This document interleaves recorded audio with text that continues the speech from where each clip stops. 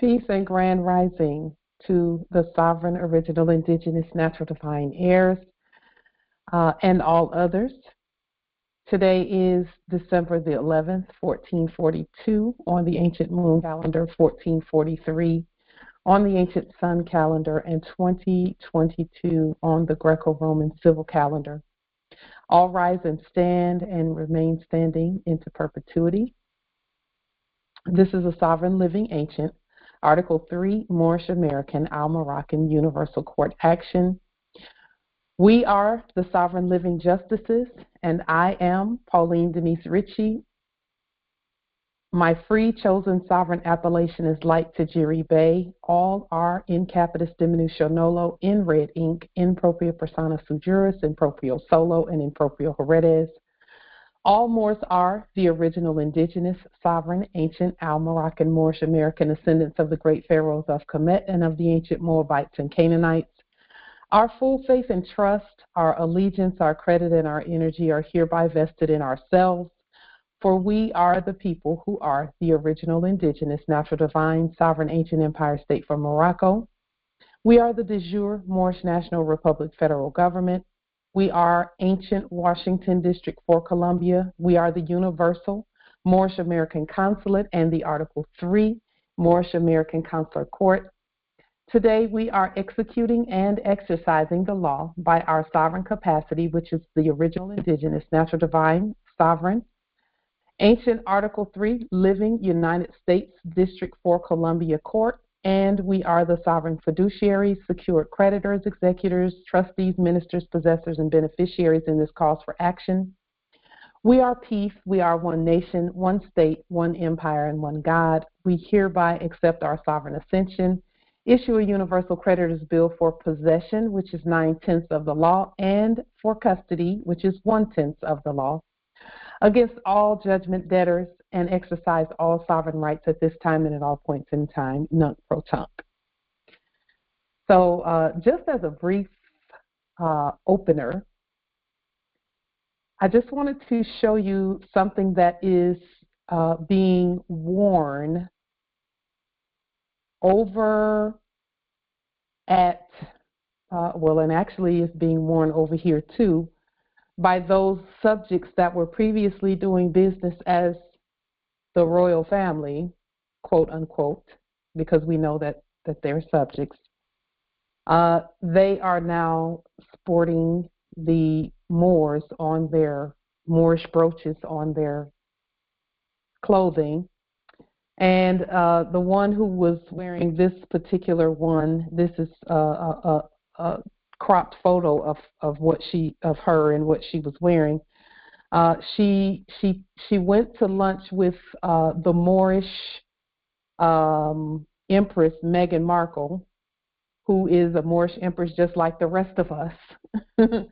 And she wore this to that, and they've been wearing them, at their wherever they go, to all of their gatherings and things like that, trying to signal to everyone who the real noble heirs are, and that we are wide awake. So with that being said, the link to the story where I saw this, I will put that link in the chat for those who want to just, look at the story. I just found it interesting and thought I would share that with you, that everyone knows that we are awake.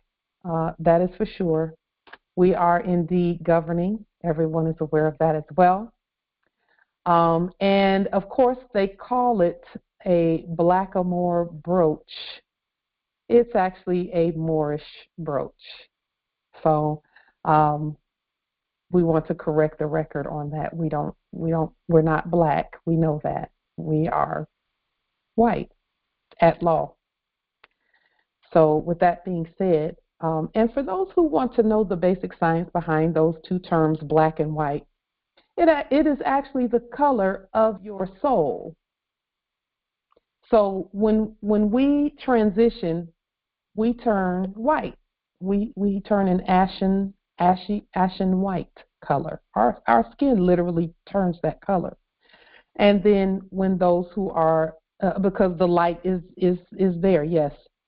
And then for those who who are not us, they turn black when they transition, because that is where that comes from, those terms and things. So with that being said, moving right along, December 21st, just a quick reminder, through January 31st is 40 days where we as a nation will be celebrating our return, and really it's just our knowing that we're on our own land. We're going to be fasting for that 40 days where we will eat no land animals. So any animal that has walked on the land, we will not be eating any of them, because we know during colonial times that those were things that we engaged in. Okay. Okay. Thank you. And so we want to honor the land and honor the living beings, living animals on the land by abstaining for 40 days. And so what we'll do is we'll of course eat the plants and all that come from the land. And then we will, for those who want to harvest from the sea, harvest as you will from the sea. And then, we'll abstain from eating the land animals for that 40 days. And we're all going to do it together as another bond, because that's a bond too. We're talking about bonds and the characteristics of bonds. One of the characteristics of a bond, and when we talk bond, we're actually talking about the written instruments that are bonds. One of the characteristics of it is unity, because we're bonding to each other and to our land, and not to anything foreign. Okay, so that's a bond as well. Moving on. This whole thing about Russia. I wanted to. Thank you. I'll open the meeting. I wanted to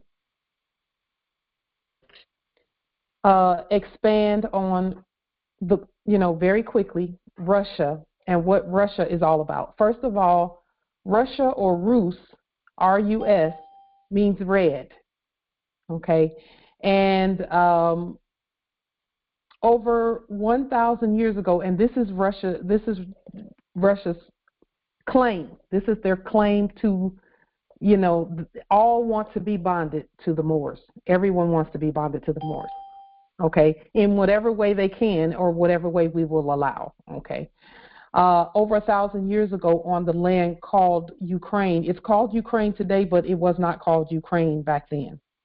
The Moorish emperor at that land was called Vladimir the Great. Vladimir the Great, and let me make this a little bit bigger. Vladimir the Great fell in love, and that's why they call it falling, because anytime it's someone outside of the bloodline and birthright, it is automatically a fall. Vladimir the Great fell in love with the modern European daughter of the subject previously acting as king or head custodian of Constantinople. So Christianity, Orthodox Christianity, the real Christianity, gets its roots from here. Okay? Not from the stuff that we've been looking in the funny mirror and seeing here at, during the previous era. Okay? When our teachers talk about the Constantinopolitan Creed, this is where it comes from. And again, no one could do anything unless the Moors assented to that or consented to that. And so the subject previously acting as Constantine, Moorish Emperor Vladimir the Great fell in love with his daughter. And so Constantine gave Vladimir the Great the stipulation that he had to come outside of his godness and convert from knowing that he is the sovereign God to worshiping God, a God outside of himself. That is what Eastern Orthodox Christianity is our subjects, and we honor them. Those are our subjects. They worship the Moorish gods, which is us, outside of themselves. And so anytime you go to Russia and you go into their churches, you'll see our faces everywhere, everywhere. As the Christ, the angels, the prophets, and all of that. This is where that comes from. They knew over there who God was, who the Savior was. They knew that. And they kept everything in that place and space, okay? So not only did he convert, but he decreed that all those in his dominions do the same, which is the history of Russia. Today's modern European subject, Vladimir Putin, considers himself not only the protector of the true Christianity with the one true God, the Moors, but he and his people also consider themselves the heirs to the legacy of true Christianity. They know who the true God is, and they worship the same, the Moors. Russia is called Mother Russia by all faithful modern Europeans because that is where true Christianity is maintained. And they consider the daughter of Constantine their mother. And then Moorish Emperor Vladimir the Great as their ruler or their father. The head custodian of the Christian Orthodox Church is their true pope. That's why he dresses like a pope. That also places the Vatican, which is our ancient Timbuktu, squarely in our hands and under our jurisdiction. As the whole earth is under our jurisdiction. The Vatican was always ours, which is why our Prophet Noble Ali mentioned the Italians specifically. He talked about Italians having our blood in them. Italy is ancient Timbuktu, which is where Rome and the Vatican is located. Okay. Just one moment. There are some things in the chat. Okay, Islam. Thank you, Empress Ravana, for taking care of those. Can everyone see the screen? Can everyone see the words that are on the screen? Okay, good. Islam. So, Justice Sharif, there may be something going on with your computer. You may need to go out and come back in. With that being said, on to the next topic really quickly. I have a question that I'm going to open the table for us to discuss quickly so that we are clear. We just want to add some light and some clarity to the banking system because that's a lot of our focus is that, simply because when the banking and the financial system is right, is lawful and legal, then everything else will fall in place or rise in place rather. So just one moment. Let me I am going to lock. Just one moment. I want to do a little bit of housekeeping really quickly before we get into the discussion briefly.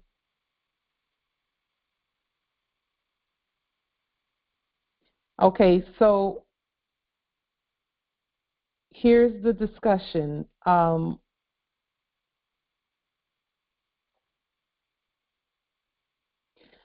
Who is the original issuer of the quote-unquote credits in the previous banking system. I'm calling it the previous banking system because it really doesn't exist anymore. But the banking system that from the previous era, you know, whenever you would go in and you would, and a deposit would go in to that system, it was called a credit. Does anyone know who was the original issuer of those quote unquote credits? Or were they credits?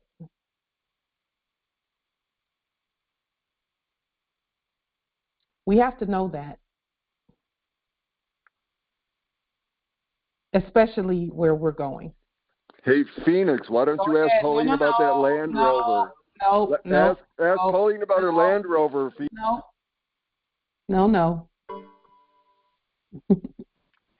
Nope. That's not going to happen in here. All right. Who is the original issuer? Well, apparently you can hear me, Pauline. Just a moment. Ask about... I'm sorry. Was someone saying something? Apparently not. Who is the original issuer of the credits in the banking system? And credits in the banking system being the ones and zeros in the computer system that constitute credits, or the banking credit that comes from quote unquote earnings and benefits. So when you sign on and you see credits in there, or who was the original issuer? Islam, the Moors. Okay. By way of using the phony birth certificate. The what birth certificate? The phony fake birth certificates. That's what they hypothecated. Okay. All right. So you're partially correct and partially not correct. Partially correct and partially not correct. Just some clarification. Islam nobility. Social Security number. Is that who issued the credit, or what issued the credit? That's what issued the credit. Okay, so that was a conveyance method or a movement method. That was a vehicle by which the credits moved. That wasn't the original issuer, though. Islam. Treasury? That's not a complete statement because there's more than one treasury.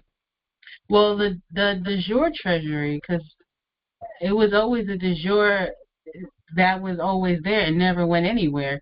So, from my understanding, they had to still rely on the de jure because otherwise they would never get anywhere in life.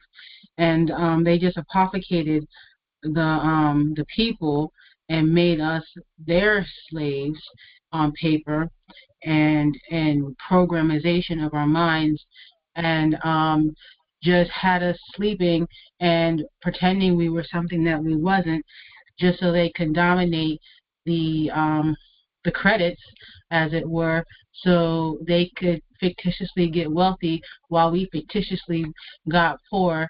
And and so, yeah, because from understanding that every time we autographed a document, they went on our behalf and then added adhesion contracts to our initial document and autographed our appellation in red and went to the Treasury and got a whole bunch of credits on top of what we, asked for, and paid the debt right there, and they traded anything above the surplus and put whatever we asked for into a trust account.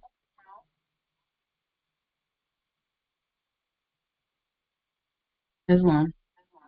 So you gave them way too much credit.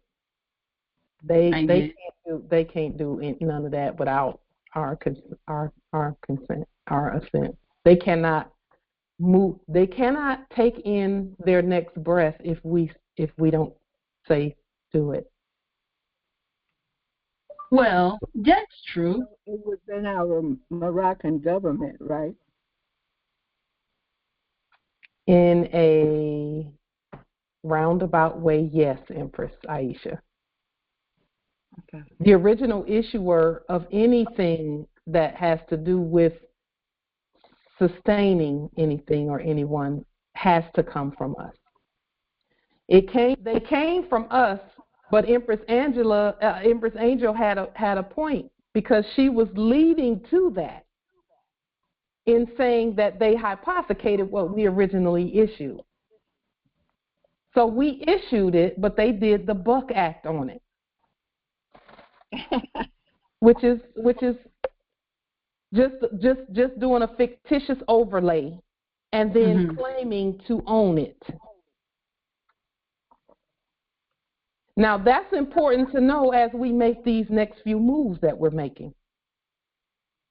That's really important to know, that we're the original issuer and that all they did was put some fictitious paper over it, and we were asleep, so we were thinking that when their paper said something that it was truth, when in reality their paper cannot tell any truth about us. We actually have to agree to that. And if we don't agree to it, it doesn't apply. So it would have been the Moroccan government through the Federal Reserve System? It would have been each and every one of us who is the Moroccan government by way of our assent, signing things, signatures. That's where all of the original, any credit comes from us first, from us agreeing to sign something. Or speaking that we agree, or doing actions that we agree, because believe it or not, we vote by our actions. We don't vote. People think you have to actually line up and go to a ballot to vote for something. Nope. Just by going to a fake court, you're saying that a fake court is real.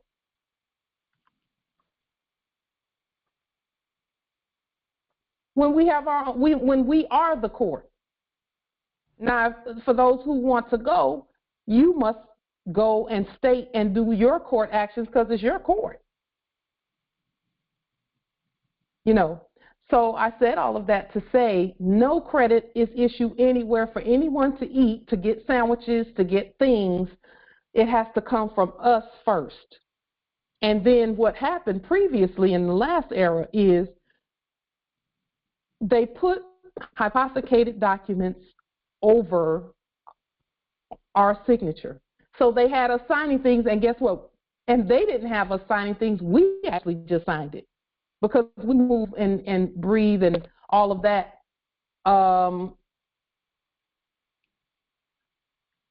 Anything that we do, it has to come. It has to be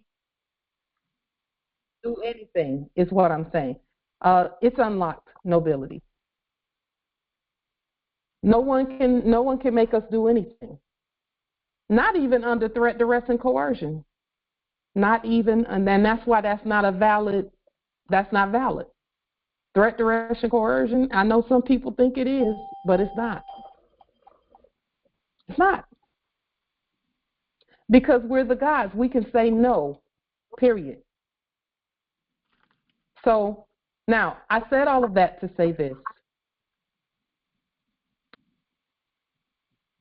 Just one moment. Just a moment.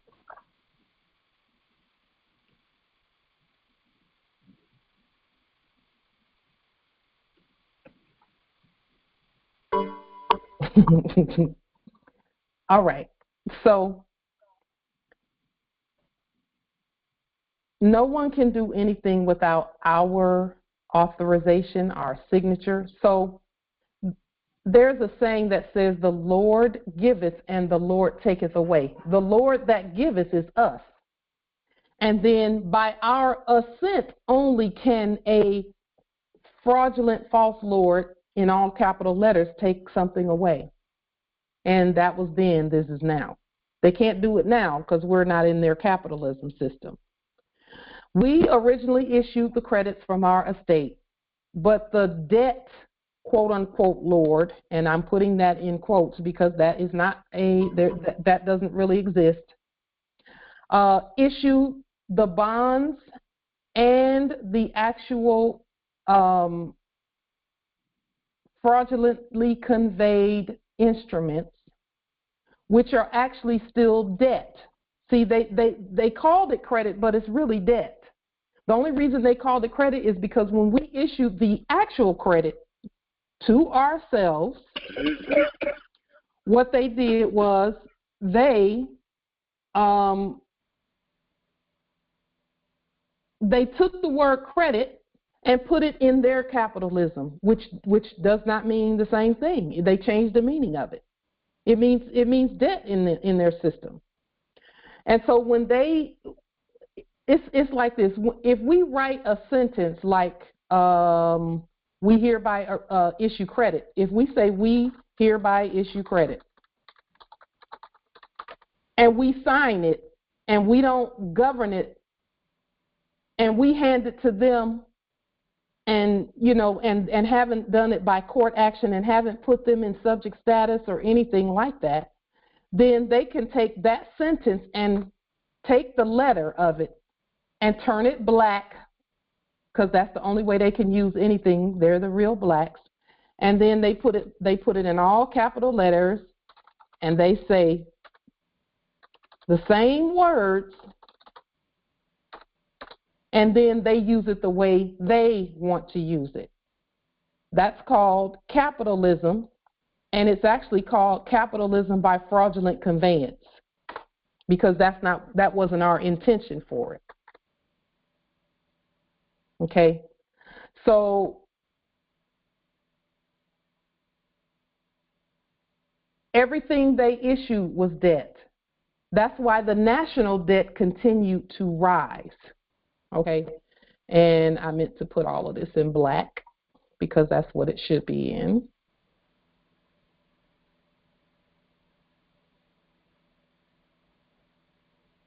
See, when they say things like the Lord giveth and the Lord taketh away,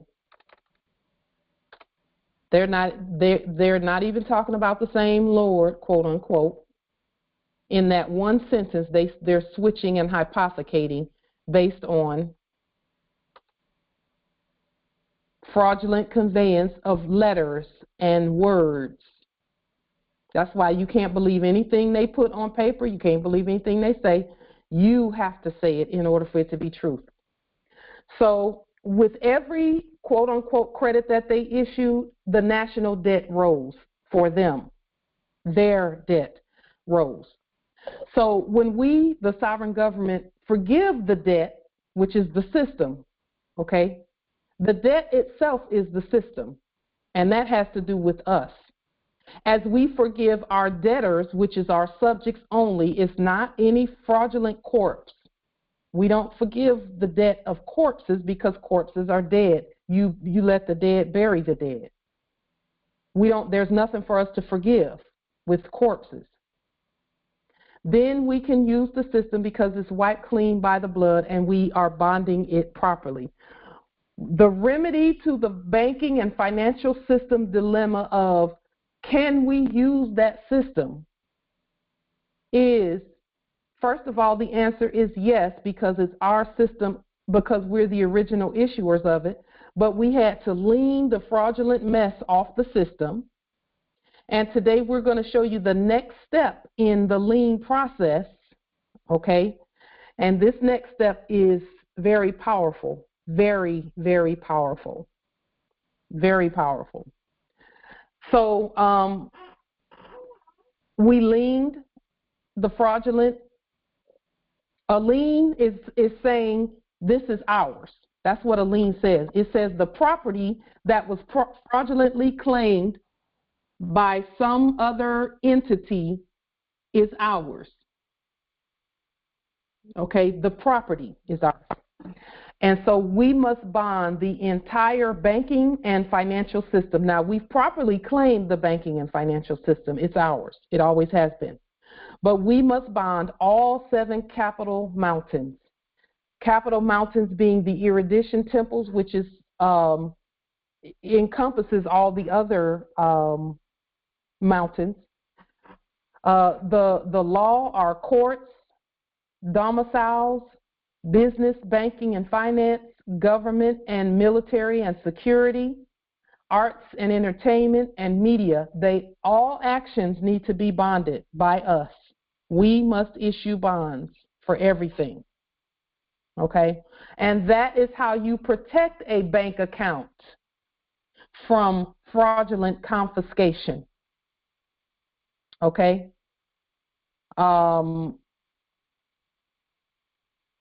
Islam. So, for example, our teachers have been telling people to pull the fiat out of the system if they wanted to keep the fiat or use the fiat, because it's that's the end of that system.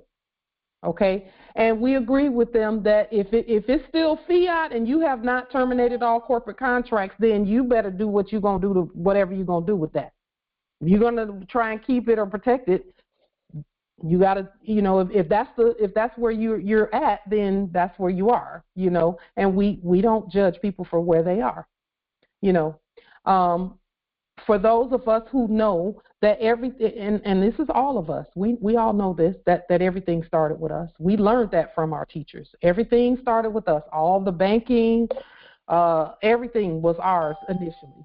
And again, they put fraudulent paper on top of it, so we had to first remove the fraudulent paper and then do proper claim. Now, what is the definition of a claim?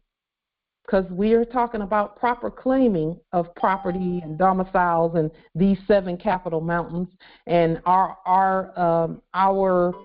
own capitalism system that we use, which is a creditor capitalism system and not a debtor one. So just one moment. Let me. Are you too scared to try to claim something else because none of your shit's worked so far? Hold on for just a moment. Is everyone in? Has everyone made it in? Okay. So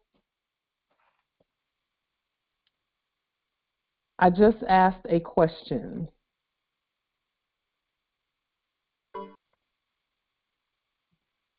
Just a moment. Do a little housekeeping. Okay.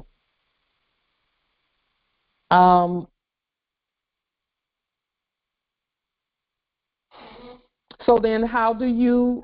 Well, when we talked about how to protect the bank account, and I kind of lost my train of thought. What is a proper claim? That's right. How is a claim? What is the definition of a claim?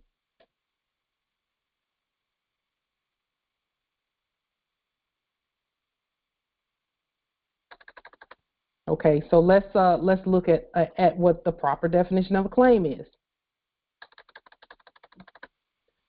A claim is defined as follows. A claim is a right to payment, and this is according to 11 U.S.C. 101, subsection 101, part 5. A claim is defined as a right to payment, whether or not such right is reduced to judgment, liquidation, liquidated, unliquidated, fixed, contingent, mature, unmatured, disputed, undisputed, legal, equitable, secured, or unsecured, or right to an equitable remedy for breach of performance if such breach gives rise to a right to payment, whether or not such right to an equitable remedy is reduced to judgment, fixed, contingent, matured, unmatured, disputed, undisputed, secured, or undisputed. So a claim for, only the heirs have valid claim, in other words, rights. Everyone else has privileges, not rights. They have privileges. And when they start talking about white privilege, okay, that is a subrogation and a hypothecation and a fraudulent false pretext, because first they're calling foreign black people, white. Black means pale. We know that. Okay? And so those pale individuals who came here, and just note that they couldn't come here without our assent and consent either, are the black people. They're the real black people. And that's why Black Lives Matter to them. Okay, they were the ones out marching for Black Lives Matter, not us, the white at law. So we have rights, okay, and then all others have privileges. Why is that? Because all land, all natural resources, and all commerce first belong to us, the heirs. Okay, so there are some, and we do want to look at an older dictionary. The verb transitive, we're actually talking about the claim as a noun. Okay, because we deal with the noun first, and then we deal with others, verb transitive verbs, adjectives, and so on and so forth. Those those are all secondary to the noun. Okay, and noun in ancient times was actually now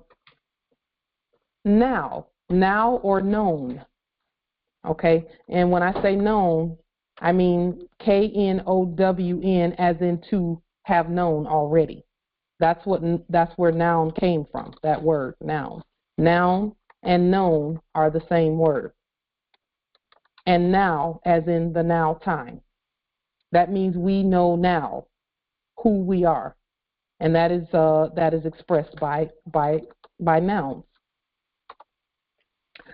So with that being said, Islam, nobility. It is also a title to debt or other property in the possession of another person, subject, or in that particular matter. You mean a claim? Yes, a claim. It's a title to a debt or the possession held by another, which is in their possession, but you have the title to it. So in a debtor system, that would be correct. And you're absolutely right. From the previous era, that was the case, wasn't it? Yes. In this era, we're not even dealing with a debtor system. We're dealing strictly with creditor. So anywhere in the definitions where you saw the word debt, in our system, that word is credit. Credit, correct. And again, even with the Constitution, that's why they had to write out another one and hypothecate the word credit where full faith and credit is concerned, because they can't issue credit. They can only issue debt.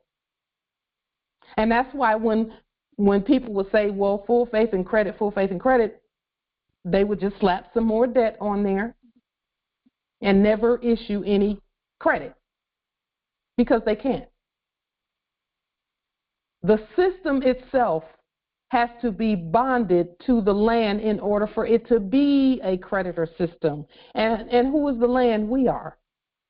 So guess who has to do the bonding? We're doing it right now. Bonding for us is the characteristics of bonds, and I had this conversation with one of the Moors today. It was just a brilliant conversation about bonds. With a great sage, and I will call him that, a great sage. Financially, bonds have the characteristics of things like unity, trust, guarantees. Those are characteristics of a bond: unity, trust, and the guarantee that all is well and all will be honored. And that is not something that you can have with a corpse or a foreign matter. Okay? So So as stated in our last video, we're celebrating great revelation that we have always been on our own land. So, you know, we're exercising all of our gifts and talents and bringing them to our nation right now and using them for our nation. And all of our gifts and talents have to be bonded because those are actions and activities.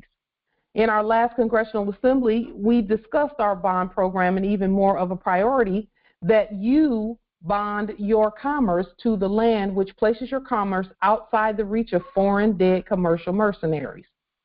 All financial actions must be bonded by way of our Article 3 courts, which is you, the heirs.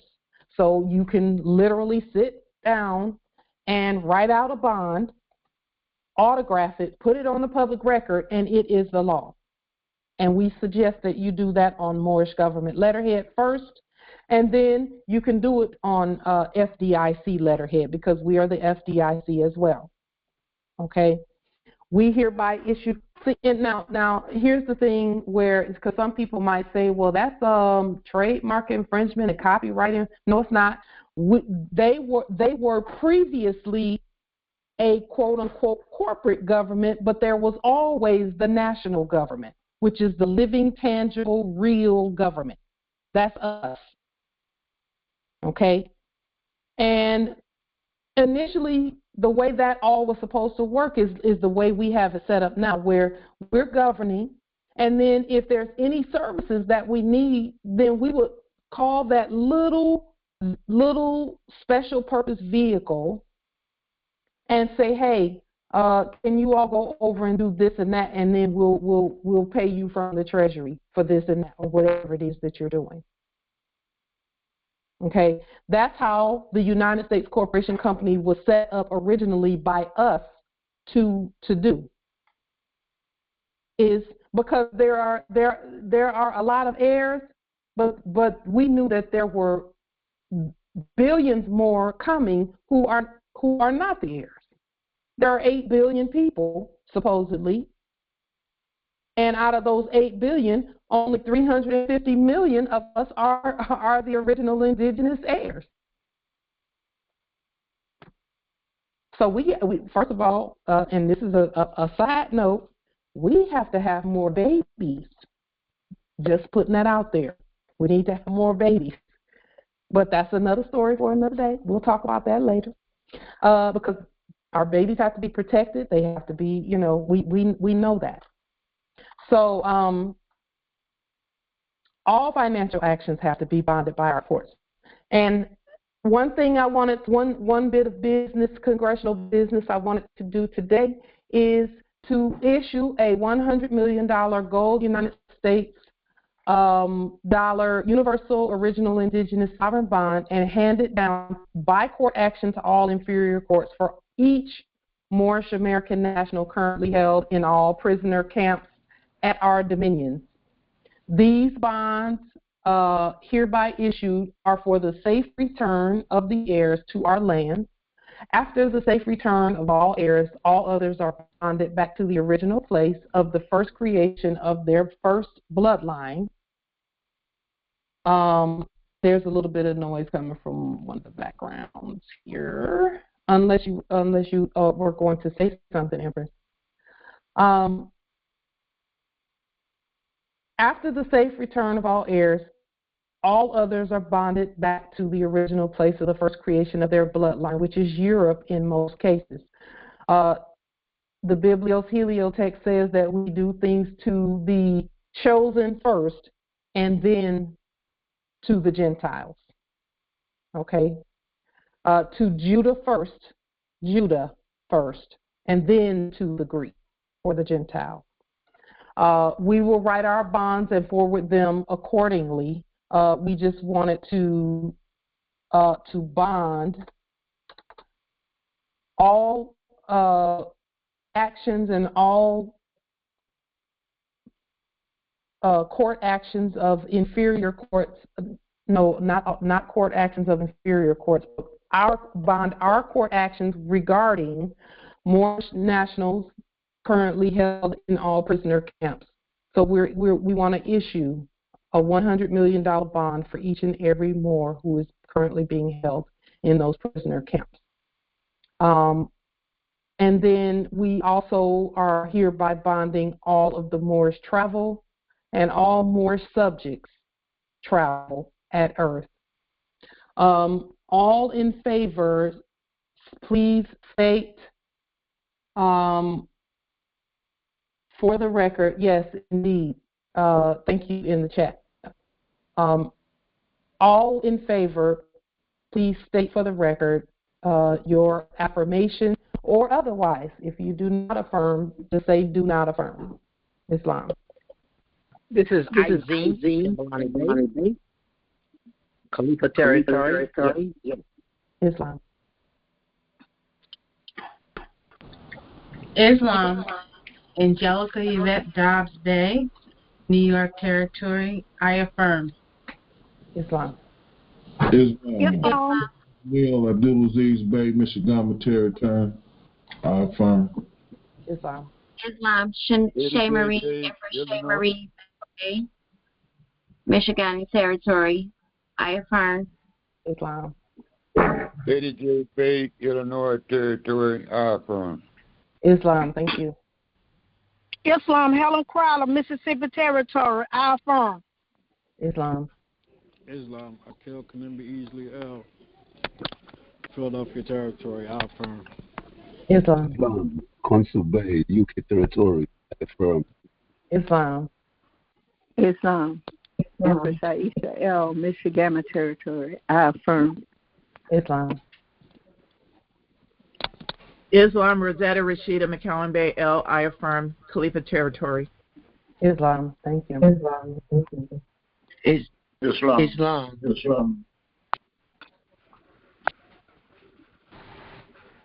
Islam. Maxwell Bay. UK.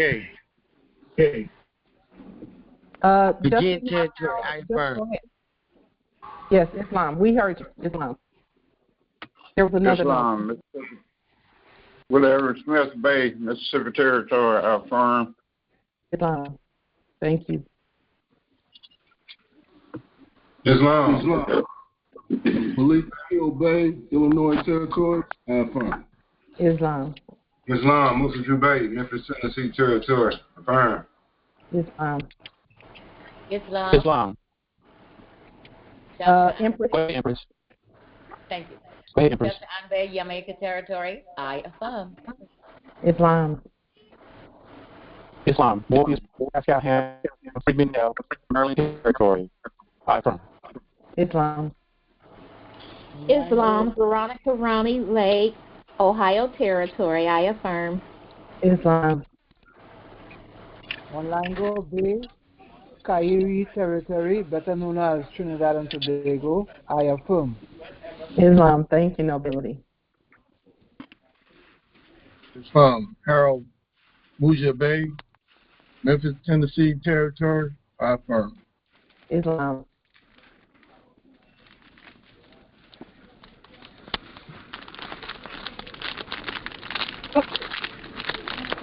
Okay, and there are several in the chat. Empress Onawa Bay affirms. Justice Dawood Bilal Abdullah Bay, Squampomac Territory affirms. Justice Amos Hotep Bay affirms. Justice Darius L affirm. Empress D. Michelle of Ohio Territory affirm. Empress Carolyn Linda Wiggins L, Alabama Territory affirm. Justice Flint Gregory L, Alabama Territory affirm. Yes, we got Empress D. Michelle. Justice Kaz B. James Bay, UK Territory affirm. Empress Rosalind Wyndham Shatali affirm. Empress Denise Bay, New Jersey Territory affirm. Empress Barbie at Al-Aqsa Territory affirm. And Justice Michael Dumois Bay affirm. Islam. Did I miss anyone? Okay. Islam. So that is, are there any that do not affirm the bonding process? for our heirs.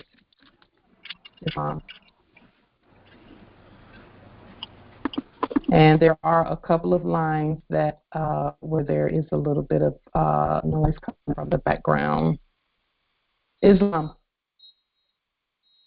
So that is a unanimous affirmation from the Congress at North America, the government at North America, affirming and bonding each and every Moorish American nationals, each and every Moorish American national currently held at all prisoner camps at our dominions. We bond them out. We bond their safe return to our lands. We bond, and then once all of the heirs have been safely returned to the land, we also bond the all others back to the original place of their first creation of their bloodline, which in most cases is Europe. And we bond all travel at Earth. So we will write our bonds and forward them accordingly. And that's a unanimous vote, Islam. So vote as Maurice passed. Lamont L. is still going to rot in jail no matter how. So vote has passed unanimously by this Congress, and for that we are grateful. And the number of that vote is today's date, and yes, today's date. So for the record, the number for that vote is today's date. That would be vote 1443 on the sun calendar, because we're talking about activity, current activity instead of ancient activity. It would be 1442 on the moon calendar if we're talking about ancient activity. 1443, 1211. So here, and we could actually put those together. That's the vote number for the record. Islam. So, with that being said, I want to introduce, let me see, Islam nobility. Are you going to give us an example of a written bond? Yes, I can do that. I can do that. Okay. And I will do that. I was going to say, or you can go out onto the internet and put in sample bond or sample fiduciary bond. Okay. Or sample payment bond. We're going to see, the way we would do it is we would first do a bond affidavit. The way we normally do our affidavits, we would state that it's a bond.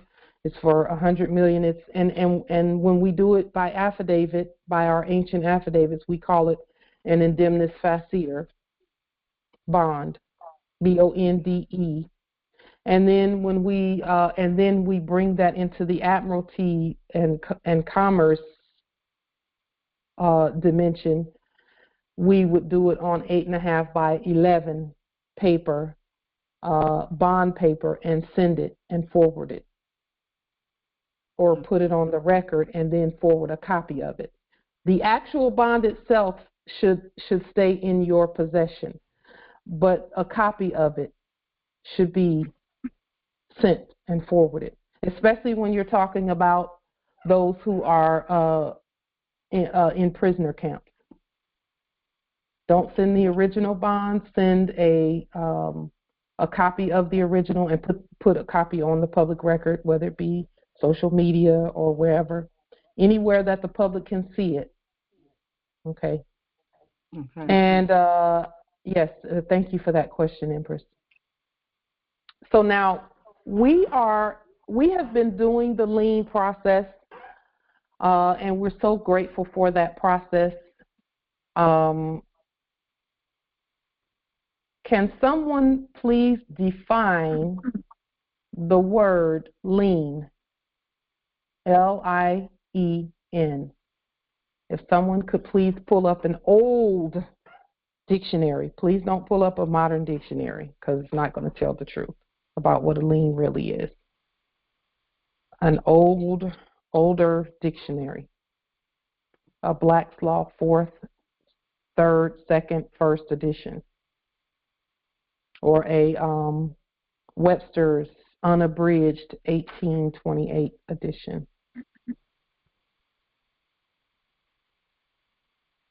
If someone would grab a dictionary.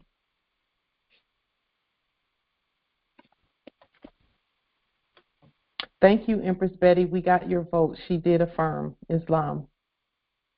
And Empress Camila L., we have your vote. Yes, thank you. Islam, Alabama territory. Islam, indeed.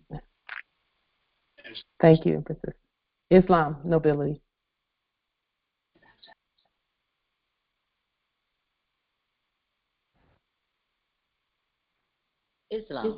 Islam, Empress. Is that Empress or Emperor? Yes. Oh, yes, Islam. And why is there an F? Hold on. I don't know if that's me or lien in Black's Law Dictionary, 1st edition.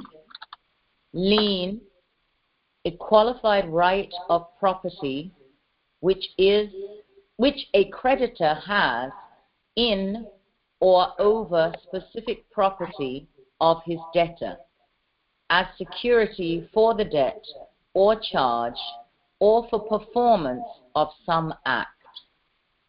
In every case in which property, either real or personal, is charged with the payment of a debt or duty, every such charge may be denominated a lien on the property. Let's see, it goes on. There's quite a bit more. Would you like me to keep going? Or? Yes, that's beautiful. I'll still keep going. What type of dictionary is that, Empress? This is Black's Law Dictionary, 1st edition. It's got to be a 1st edition, because that is, yeah. Go ahead, Empress. Keep reading. All right, if you would, please. Let me find it now. That's beautiful. Hang on, let me find it back. Where did you go? All right. A lien is a charge imposed upon specific property by which it is made security for the performance of an act. And then it says Code Civil Procedure, California, subsection 1180. Lien is the right of one man to retain property in his possession belonging to another until certain demands of the party in possession are satisfied. 26 Wend 467 and C 1 Hilt 292. Lien is familiarly understood to be a binding or attachment of the thing spoken of, for the benefit of him who is entitled thereto. 2 Hawks 309. In the Scottish law, the doctrine of lien is known by the name of retention, and that of set off by the name of compensation. Liens are either particular, as a right to retain a thing for some charge or claim growing out of or connected with the identical thing, or general, as a right to retain a thing not only for such charges and claims, but also for a general balance of accounts between the parties in respect to other dealings of the like nature. Okay. Stop. Okay. So now, Empress, if you would please pull up the word levy, Levy. Okay. Levy, that's a very, in inverted commas, name. Jewish. Yes. Yes. Levy or Levi, that's the Levites. Yes. Let me see. L-E, come on, where are you? L-E-V-Y, you said. Well, let's see. We have it in here. Yes, here it is. Levy, verb, to raise, execute, exact, collect, gather, take up, seize. Thus, to levy, raise or collect a tax, to levy, raise or set up a nuisance, to levy, acknowledge a fine, to levy, inaugurate war, to levy an execution, i.e., to levy or collect a sum of money on an execution. Now we have levy noun in practice, a seizure, the raising of the money for which an execution has been issued. That's the one. That's it. That's the one. Now, Empress, do they have in there Levee? Okay, let me look. Levee? No, they don't. Okay. Which has to do with water. Yes. It's still a financial term. It's an admiralty term. Admiralty, right. Oh. Yeah. Yep. So we Islam, Empress. I have the definition for Levee. What does it say? Hold on. What type of dictionary is that you have? It's the 1848 Wharton Law. The 1848 Wharton, what is that, Empress? Law Lexicon. Okay. Ooh, beautiful. Ooh. The concourse of those who crowd round a man of power in the morning. That's wow. It. Wow. Wow. Okay, so just one moment. Let me boot that out. No court gestures allowed in here. Goodbye. Okay, so we're going to be looking at tax collection with regard to our liens, because all of our liens are indeed a tax. Okay? All of our liens are a tax. And so we want to look at the levy process, which is the next step in the lien process. Okay? So,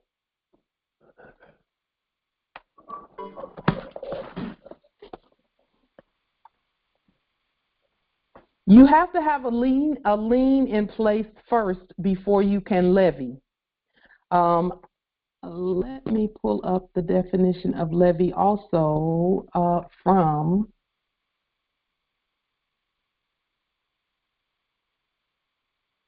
Empress Shasha's definition talked about collection. It also talked about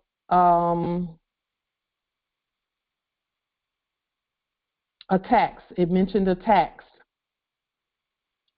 Just one moment. Here, let me pull up levy process.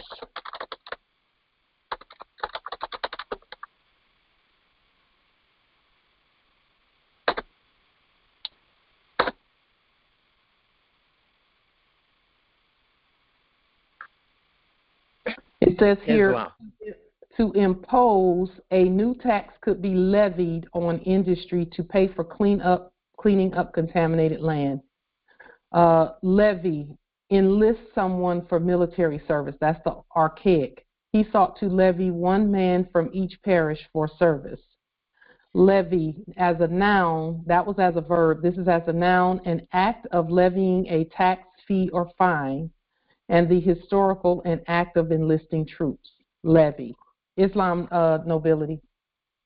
Yes, this is Isim again. Also, levy is the seizure of property. You know, think of IRS and all of that. If you don't, adhere to their wishes, they will put you out of your dwelling. That type of thing. So well, that is actually what we're going to be looking at today. That process right there. Islam. Well, I agree to that. Yes, Islam. Isn't levy also with when it comes to like a water, like a dam, almost like a levee? The levee broke, and so it flooded all the lands. And also, just for bibliotheca's sake, I don't know, as you were speaking, something came to me and said, let the Lord fight your battles, right? And then I looked it up, and it was referring to Exodus 14:13-16. And Moses said to the people, fear not, stand firm, and see the salvation of the Lord, which he will work for you today. For the Egyptians whom you see today, you shall never see again.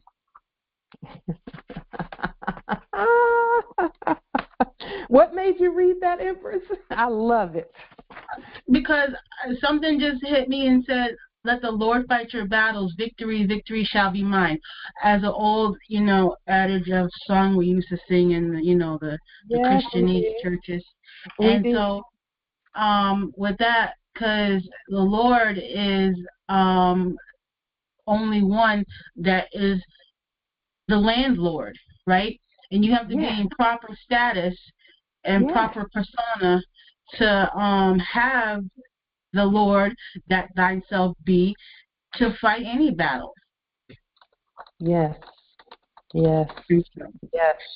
I don't know. And then, Levy was a reference to the lien process, and when you was talking about how tax and how we're perfecting the lien process, which is levy to perfect the to get that which is ours, tax and so on and so forth. And so Lord and land are synonymous as far as I'm concerned. And because we're the landlords, so it's just reversed, that part. And so and so when it was referring to let the Lord fight your battle, the Lord is the land. And so when you put your trust and hope and knowing that you are that Lord and you are that God in the proper persona juris, you will always have the victory. Yes, indeed, indeed, indeed. Beautiful, beautiful, beautiful, perfect, and timely. Empress Barbie put in the chat, levy, a bank or causeway, particularly along a river. A bank along a river. That's a levy. That's Levee. And then it says the act or time of rising. Yes. You rise when this is the grand rising, okay? This is the grand rising. And that is why this process right here is also important. And again, we're not at war. We don't have to war. The weapons of our warfare are not even carnal, but mighty through the pulling down of strongholds. So we just use our pen. We don't war against, in this dimension, when you're seeing faces, we don't war against faces, people. And we don't war, we don't war against people. Empress Camellia says, was not Luke a tax collector? Oh, yes, absolutely. In fact, listen carefully now. All of the apostles were lawyers, including Yeshua. Yeshua was an accountant on top of all of that. And a lawyer, but an accountant or a lawman, let me put it that way. He was a lawman and an accountant, or else he wouldn't have been able to turn over the tables of the money changers and get away with it. He had to do that legally in order for the money changers to leave, because they weren't going to leave with just somebody coming and tipping the table over. That was actually processes, like what we're doing. So yes, absolutely yes, Empress. What is a levy? It says here, and this is an updated version of the word levy, but it does mean this. A levy is a legal seizure of property to satisfy an outstanding debt. In our case, the outstanding debt is the lien. That's a tax. If you fail to pay your taxes, the Internal Revenue Service may respond by levying your tax return or property. They can levy, they can't do nothing. We can levy tax returns and property. The difference between a lien and a levy, okay, is that a lien is the claim on it saying that's mine. A levy is actually taking it, possessing it. Levy is possession and custody. Okay? Levy is possession and custody. Just one moment. Islam Empress? Okay, she may not know it's unmuted. So now, levies are the legal means by which a taxing authority or a bank can seize property for the payment of a debt. Properties that can be seized in a levy are both real, such as money and conveyances and domiciles, because that's our language, as well as intangible and held by someone else, like future wages. And when they say held by someone else, our levies address both possession and custody. Okay? Possession is 9/10 of the law. Custody is the other 1/10. A levy is different from a lien because a levy takes the property to satisfy the debt, whereas a lien is a claim or a right, like we said earlier, used as security for the tax debt. So we had to do the liens first. Now we can levy. You make the claim first, then you take. Okay? So everyone who has done liens, absolutely, that's a must before you can take something. Okay? So while private creditors need a court order to levy property, federal agencies like the IRS do not. Let me ask you, just so that we're clear for the record, are the actions that we do private actions here by way of this Congress, or are they federal or public actions? Islam, they are public and we are federal. We are the people, we are the government, we are the creditors, we are the claimants, yes, and we are the beneficiaries. Yes, and executors and all of that. Yes. Administration.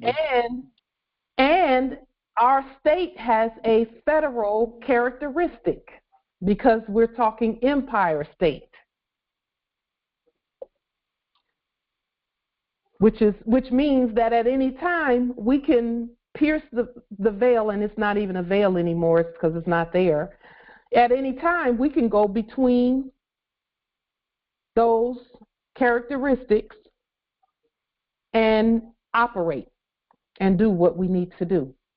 Islam, and honestly, I never was a people for third-party persons at all, and so now I understand why. I never liked third party, persons, because like the ones in the middle, being the middleman, and now knowing what I know now, the federal corporation was the middleman. Yeah. Yeah. And so they were occupying offices that are ours. Mm-hmm. Yeah. And because I came about that when you said we can flow from any office, position, entity that we are needing to do, and with that flow, there's no third party, there's no middleman. Nope, none whatsoever. And this is the thing: we can go from we can be the creditor and then 2 seconds later be the beneficiary. Fake judges did it. 2 seconds simultaneously. And that's moving slow. Fake judges did it all the time. Yes. Mhm. And they got that from us. Mm-hmm. They were acting like the Moors. So it says, again, it says here, a levy is different from a lien because a levy takes the property to satisfy the tax debt, whereas a lien is a claim used as security for the tax debt. In other words, while a lien secures the government's interest or claim to an individual or business's property when the tax debt remains unpaid, see, that's what I'm saying. You got to do the lien first, then you do the levy. So we're at the levy part now. A levy actually permits the government to seize and sell the property to pay the tax debt. Okay? And this is why the ancestors take us in order. They take us in the order that they take us in, so that we don't do things out of order and then think we have, that we've done everything that we're supposed to do. We have to do it in order. And so then I started looking at the levy process, the collection process, and I went here to this document. It's publication 594, the IRS collection process. Let me tell you that it is filled with all the processes and the way the processes need to be done in order for us to continue to do the work that we're doing and to see the fruits of our labor.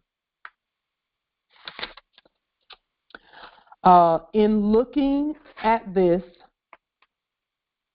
even on the IRS, in fact, let's go there really quickly.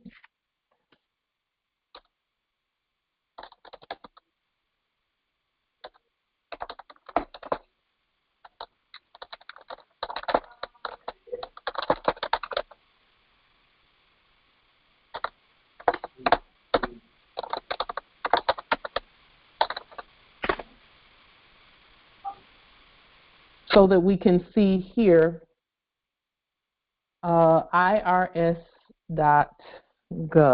Let's just take a quick look here, because this gave all the answers, and it actually affirmed that everything that we've been doing is what we should have been doing in that order. Here on this, this is the IRS website. What's the difference between a levy and a lien? A levy is a legal seizure of their property to satisfy a tax debt. Levies are different from liens. A lien is a legal claim against their property to secure, and I'll say property, to secure payment of a tax debt, while a levy actually takes the property to satisfy the tax debt. If you want to know how to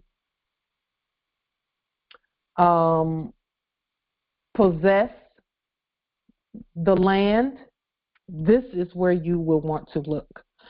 It says a federal tax lien comes into being when the IRS assesses a tax against a debtor and sends that debtor a bill that they neglect or refuse to pay. Have we not done this, Moors? Just by notifying that a lien has been filed, notifying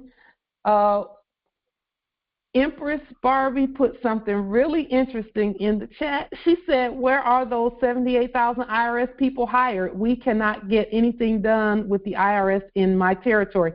Empress, that's because they know they're not the IRS, you are. The Moors are the IRS, okay?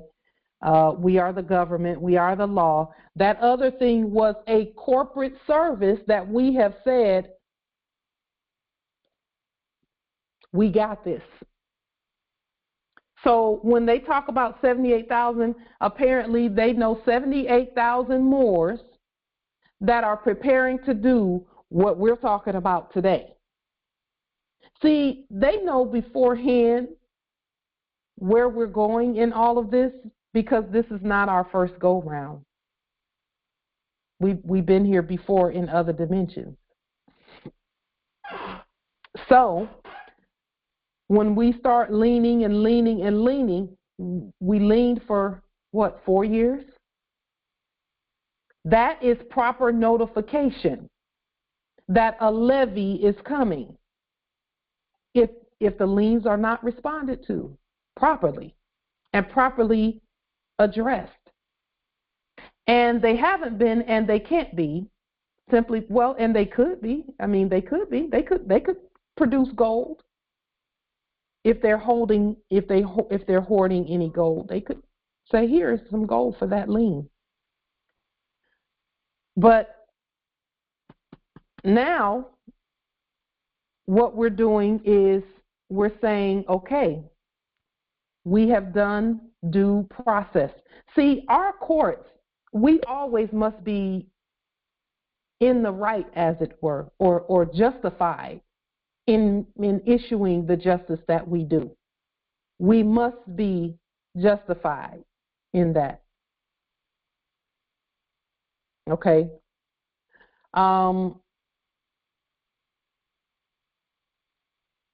I'm just looking at what's in the chat. It says, and also here on this website, it says a federal tax lien. Oh, that's right, we read that. The IRS files a public document. Now, Morris, this is just affirmation of what we've been doing as the government. And I'll read it again. It says a federal tax lien comes into being when the IRS assesses a tax against a debtor and sends that debtor a bill that they neglect or refuse to pay. The IRS files a public document. Have we not put our liens on the public record? Yes, we have.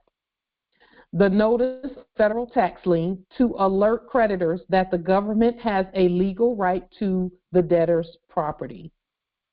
So we let them know, we let everyone know, we let all the banks know. And again, we're the bank. We let all the subjects in that were previously doing business as banks and, you know, all of that, we let everyone know by lien document, okay, that they neglected or refused to pay. It says you have the right to appeal if the IRS advises you of the intent to file a notice of federal tax lien. Okay, your appeal rights are explained, and we have done all of that. Our collateral statement and the lien documents and the court actions that we have done is all of this right here. Okay, you can go back and look at any of the court actions that we've done out there on the public record, and in our court action language, what did we say? That we were going to terminate all their commerce by lien. That was noticed. And then we put the lien out there. And now we're saying, okay, levy time. So we're doing everything right in the way that we should. And then the ancestors, I will say this, Morris, the ancestors are taking their time, giving us step after step after step, because they want to see enough of us demonstrate the steps that they give. Why would they give us 80 steps to do and 2 people do all 80? No, give us some steps, and then we will share the information, because they give us the information to share it. They don't give it for us to hoard the information, claim it's the ADAP chamber, and then start charging people $1,500 for an affidavit. That's not why they give us the information.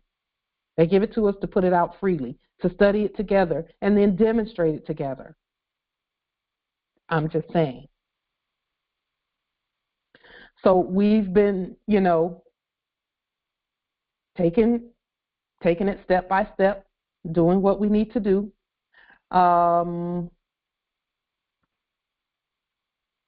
Islam. Now, when they say hold, in the lien definition, when they say the right to hold property of another until debt is paid, what that means, another for us, is the difference between the in capitis diminutio minima and the all caps. Those are another. Okay. It says Justice Consul at UK Territory put something in the chat. It says from the Latin, a bond is from the French lien. Lien. I'm putting lien and bond together because they actually are together. It says from the 1500s, from French lien, a band or tie. A lien is a bond. From Latin, ligament, which is a derivative of the word ligament. A ligament is part of our joint and marrow system. Ligaments and joints do the same thing, basically, in the body. Ligament, bond, from ligare, to bind, to tie.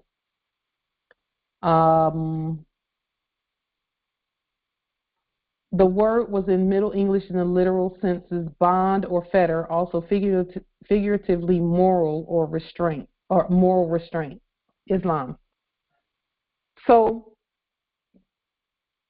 we're talking about the levy process. This document right here, this publication 594 document, as I was reading through it, studying to present the document today, I almost flipped my turban, and I don't do that very often, but I mean, the information in it is just amazing information. So here, okay.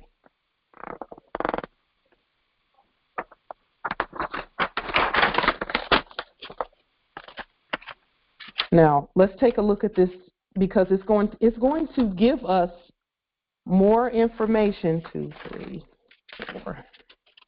Okay, got it.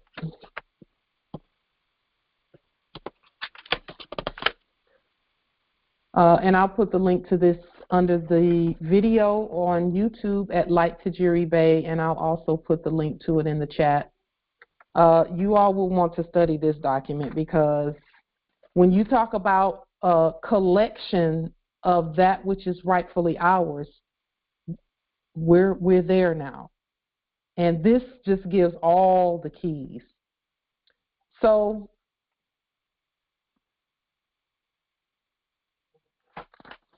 I want to take a look at the overview, because I highlighted some things in my own study documents here of this document.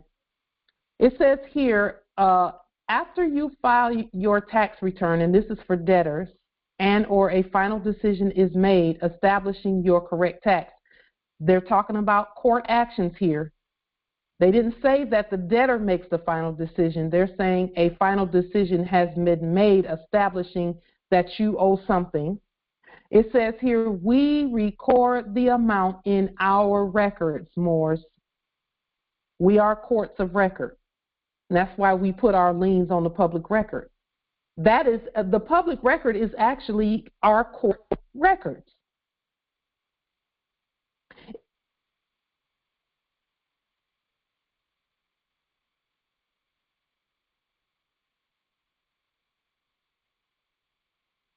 An interest, and for us, we don't pay.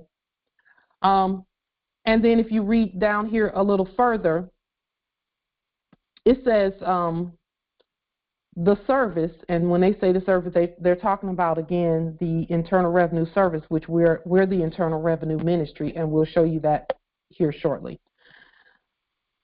may offset federal tax refunds until the balance is paid in full. Okay. And then down here, if you owe taxes, we will send you a bill. A lien is a bill. A lien is a bill. When you look up the definition of the word bill, it will tell you the characteristics of a bill. Those same characteristics are embodied in a lien. Okay? And then it says here, this is Islam. Islam. For some reason, I was just, because when we did the lien on the corporate United States and all derivatives thereof, all of the derivatives would fall under the initial lien of the corporate 10 square miles, the corporate United States. Mm-hmm. So, and all of the derivatives being the corporate IRS, and the corporate, whatevers. And so essentially, an affidavit would precede this and stating that because the lien was put on the corporate United States and all the derivatives thereof, any lien that there so follows by the sovereign creditors and the sovereign court and the sovereign,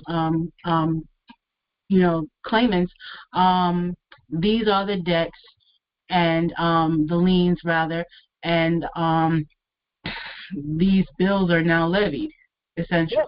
Yes. That's a good, and see, we're putting that on the public record today. We're levying everything at this point.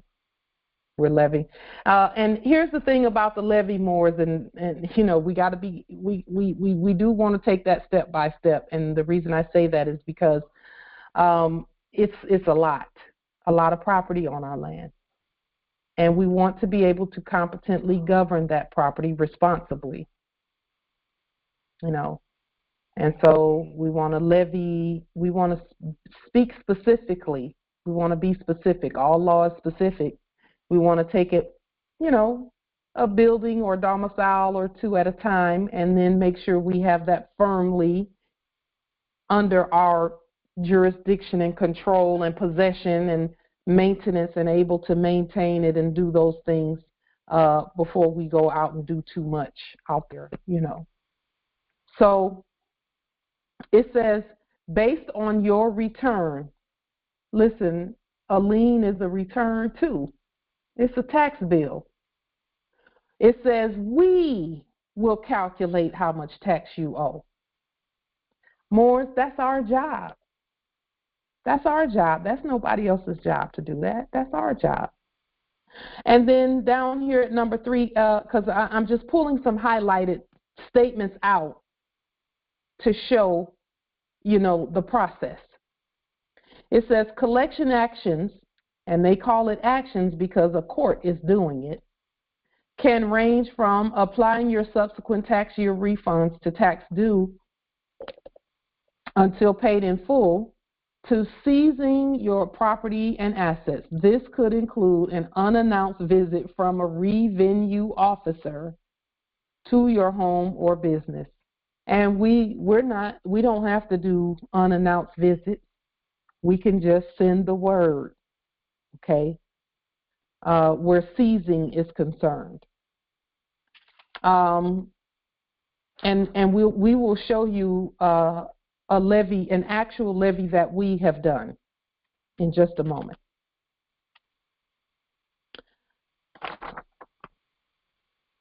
Now, I've moved over here to page 4, which is the collection due process. Collection due process. And they talk about how these things that you need to do in order to implement the collection process. They talk about the purpose of a collection due process hearing is to have appeals review collection actions that were taken or have been proposed. When we started doing court actions on the corporations, and we sent out all of those notifications saying you have court on this day, at this time, at this place. Remember, Morris, most of the time no corporation showed up, did they? No, they didn't. They're still held accountable. Islam, because it's all banking, and accountability is a banking term. Yes, they're all still held accountable. We were saying that back then. And we had, court jesters. Your courts are fake. Your courts are this and your courts are that. They're held accountable still. And see, what our ancestors were doing then was preparing us for this part right here. We had to first do the court action, so we got our courts activated because they've always existed. We just activated in our own lives our courts, and all Moors can do that. Then we activated the lien process, and we did those two things together. And notification and notifying and notifying and notifying and notifying and court action after court action after court action. Well, now it's levy time. So these things where due process is concerned, we've actually already done due process. It's already been done. A notice of federal tax lien filing and your right to a hearing. Well, they had a right to be heard in the court action, right? Yes, that was a hearing. A hearing means say something. Final notice, notice of intent to levy, notice to your right to a hearing. The lien process, the liens and court actions, we sent all of that. Okay. Now, with this due process, there is a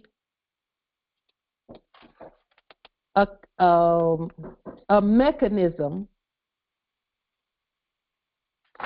that I want to point out.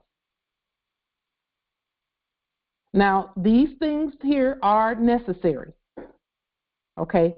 But then when you go to this next page here, it says, it gives the definitions. It says levy, a legal seizure of property or rights to property to satisfy a tax debt.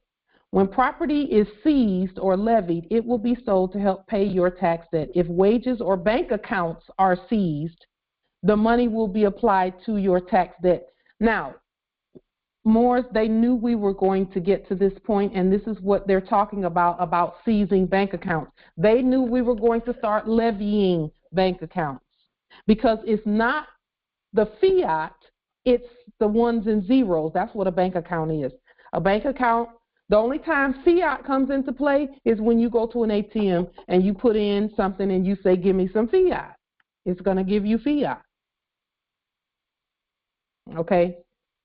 And that's why I asked the question at the beginning of this call, of this Congressional Assembly, about who's issuing the credit. Who's the original issuer of all bank credits? It depends on what you call it. Why? Because there was a hypothecation of those credits. But all banking, we issued all initial banking credits. And a levy is just us taking them back. So if wages or bank accounts are seized, the money will be applied to your tax debt. Okay? Seizure, there is no legal difference between a seizure and a levy. Okay? So when a levy is placed on the public record, that means it's seized already. And then, Moors, what do? We just wait. We put it on the public record and we just wait and watch what happens. Okay? And I'm saying that for a reason. Those who have the eye to hear that and the ears to see it, and I'm saying that, I mean what I'm saying, when your ears can see and your eyes can hear. Because we're speaking, but your eyes can see it also, and hear, and ears can hear, and vice versa.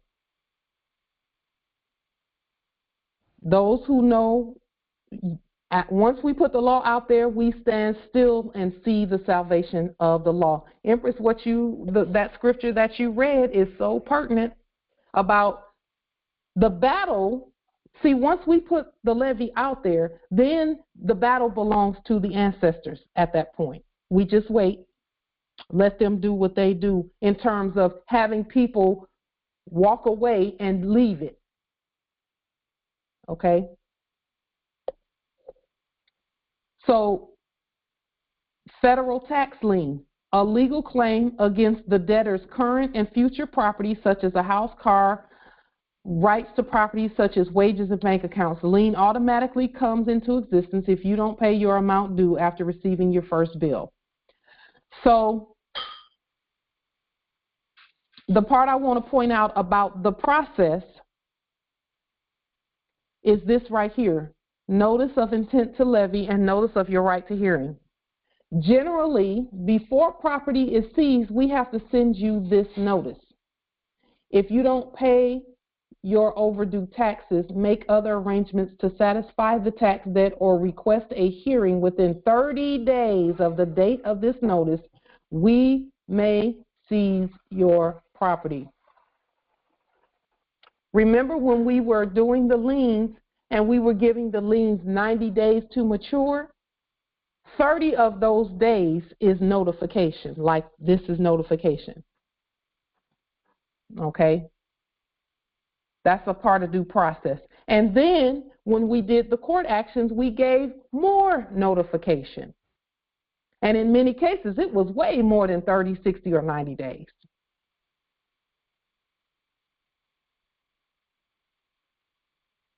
A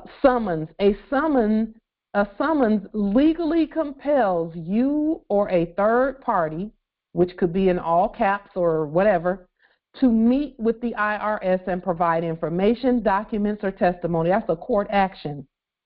We did that already. Right? We did. So another part of this that I want to point out, and you can read this whole document for yourself, because it's just, all it's going to do is affirm that everything that we've done with our court actions and our liens has been in proper order where due process is concerned. And it's going to give you the actual answers to the test of how to actually possess and have custody of that which is yours. It says reasons we will release a federal tax lien. This contained an answer right here. It says a release of a federal tax lien means that we've cleared both the lien for your debt and the public notice of federal tax lien. We do this by filing a certificate of release of federal tax lien with the same state. See, that's why statehood is so important. Because now we're talking about Washington, not state of Washington. We're talking about New York, not state of New York, not state of Georgia, not state of Alabama, not state of Mississippi. We're talking about the land, our state. It says we do this by filing a certificate of release of federal tax lien with the same state and local authorities with whom we filed your notice of federal tax lien.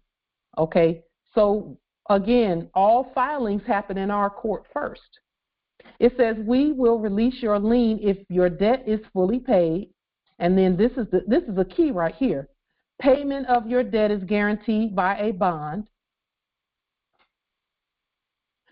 Okay, so now they're talking about bonds being able to make things happen or not happen.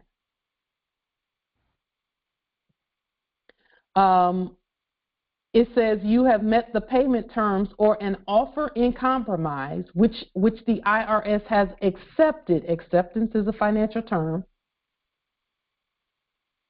It says an offer in compromise could be, for example, if we will say, okay, these liens that we file, we'll release these liens as an offer in compromise if or when, not if, but when our merchant cards are accepted or are taken in or are put into exchange by us anywhere, because it's our land. So offer in compromise, and it's not really a compromise. It would actually be our accepting, okay? Because they owe. We know they owe. It would be, yes, Empress, like a conditional acceptance. Just a moment. Yes, I will. I didn't see the message there. Just a moment.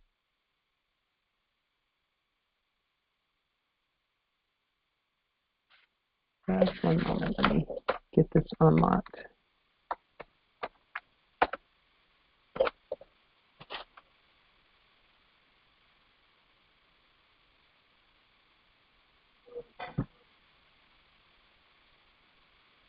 Okay, it's unlocked. Okay. So this is also where certificates and things come in at Moores as well. Certificates of occupancy have to be issued when we possess a building. Okay. When we levy a building, we then have to go ahead and start putting the title and the certificate for occupancy and arranging inspections of the buildings and things like that. All of that has to be done once we levy the building. Okay. And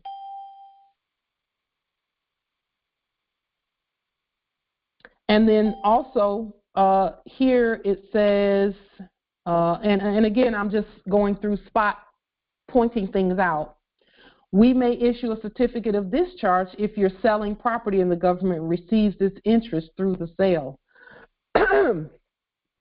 We don't accept fiat, so this is not applicable right now. But as we move through the process, you know, we're going to keep these things in mind. Okay. Public notice to creditors. Okay, so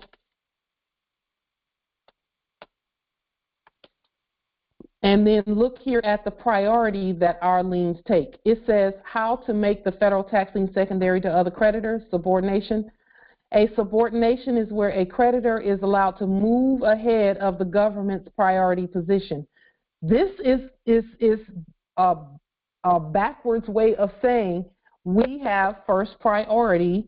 Our liens, our levies have first priority everywhere, at all times. And it's only when we say, then why don't you march in and get that Range Rover, Pauline? When we have to let someone come in and get if everything works for you, and have priority ahead of us. Okay. We have to actually allow someone to get ahead of us in terms of our credit. Our status. What about First Avenue? Your fucking liens don't work, you don't. Yeah, and you still haven't taken over that property. Quiet. So, in order for our, you know, we actually have to give permission for someone else's lien to take precedence over what we do. And I will say this, Morris, we will not be doing that. Because yielding unless it's another Moor who had, you know, another part of our government who has that lien out there.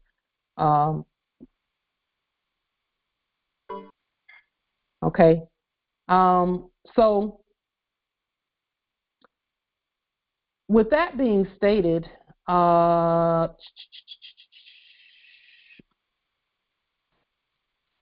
let's see. Let me just point out a couple of other things with regard to this document, because it gave all the answers to the lien process, the levy process, and all of that. It even puts here, it talks about here collection actions in detail, how to collect on our liens and how to collect on our levies. Okay?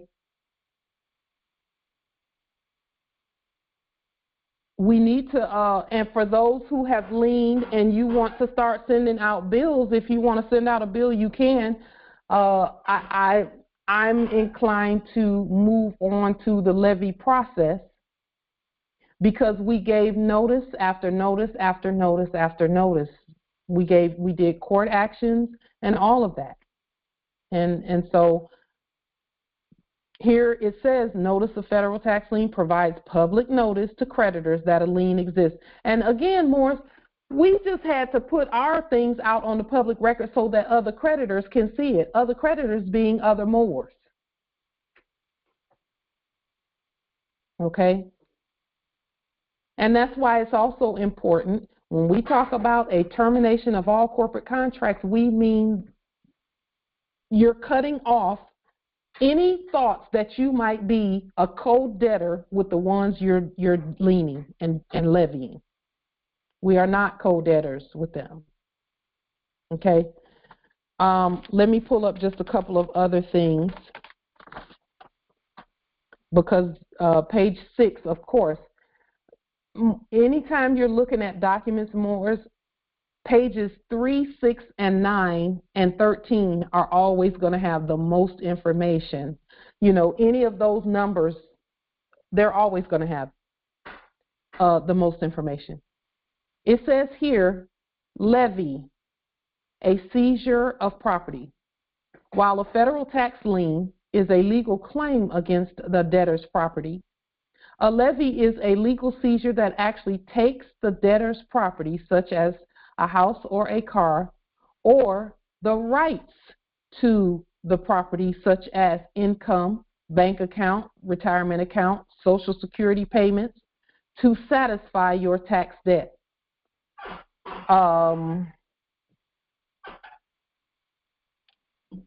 Mercedes dealership. Okay, we know that the original Mercedes dealership is us. So with regard to even the Range Rover situation, the demonstration that we are currently doing, because this is ongoing, our ancestors are giving us the keys one by one. So when we say we're peeling back the layers of the onion, that's what we're doing. Okay, it's not an overnight thing. This is all erudition for us. So we're just taking our time going through postdoctoral erudition. So even with regard to the Range Rover demonstration, a levy will then do exactly what it says here, a seizure of property. Okay? It says, we can't seize your property if you have a current or pending installment agreement, offer in compromise, or if we agree that you're unable to pay due to economic hardship, meaning seizing your property would result in your inability to meet basic reasonable living expenses. Know that all subjects are individuals and not the state. So when it talks about individuals being able to meet basic living, you know, reasonable living expenses and all of that,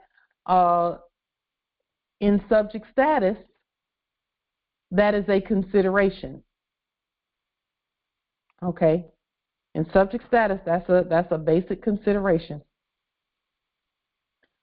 Islam, I have a question. Sure. Islam. How, because from my understanding, when we were the quote-unquote fictitious debtors, I don't ever recall any consideration for any of the people who were pretending to be a debtor when it comes to the quote-unquote seizing of anything, for that matter, where I don't see the consideration. Because we signed contracts. We signed contracts, and then all they would do is send 3 letters in the mail to their corpse. And we can't really speak for corpses. We can't speak for corpses. We can speak for the living. We can also speak for minor, incompetent, all capitalized names. So they would send things, but we have to look at, okay, was there any other contracts out there? We always have to look back at ourselves, look forward at ourselves to see what did we miss? What part did we miss? Because again, they need our assent to do anything. They can't do it without our assent. And that's why it's a good idea to, as we're going through these steps, because the ancestors are giving us step by step, they'll give us a step and see how we do with that step in terms of energy, in terms of, like with the lien process. Some people, one or two, not all, but one or two got a hold of that lien process and started warring with the lien process. And I'm not saying that that's what happened in every case of no consideration or seemingly no consideration. But what's happening is we had to take the time to learn it and then demonstrate it. And again, we knew from the very beginning, we knew that there were some things that we may that the ancestors would reveal to us along the way. We have to demonstrate anyway, though, because our ancestors promised us that we would get all of that back many times over, So not thinking that you don't necessarily have all the answers is not an excuse to not demonstrate. Islam Empress. Okay. IRS is like, they gave us administrative processes and stuff to do. And you can do those processes, and they're supposed to take care of the bill, and they just keep, like, throwing you under the bus and taking your assets anyway. And then in the other instance, they don't even go through the due process doing it the way they should do it. So how would you handle a situation like that? Do it yourself. We have to do the processes. That's why we're here, because they don't know how. They're not competent to do them. And believe it or not, they've given notification. They will send things in the mail. But I received those things and I answered them, and I did the administrative process to clear the bills up to pay them off, and they're still saying that I owe them taxes even way back to 2008. Because you still don't know that they're not talking to you. So what you have to do is know that your own capitalism is in place, and then flip that back on them, because they're not the IRS. You are. Okay, got you. And see, you're calling them the IRS. Okay. You can't call them the IRS. And so all you do is take whatever that debt is, reconstruct it, and send it back that way to them. That's all this is. And then take them through our court. It has to go through our court. It can't go through anywhere else, because those aren't real courts. Okay. It has to. Gotcha. Yeah. That's governing. See, when they send things like that, all it is a question of who are you and who are they, who's the real government, who's the real IRS, who's the real creditor, who's the real debtor. And all we're doing is flipping everything, reconstructing it, flipping it, send it back, knowing that we are the creditors and we're the government and all of that. Gotcha. Because yes, Islam. If you now this is where Moors have in the past what I've seen, where I would suggest changing our thinking with regard to this is that the Moors have been doing administrative processes as if they're doing it against the IRS.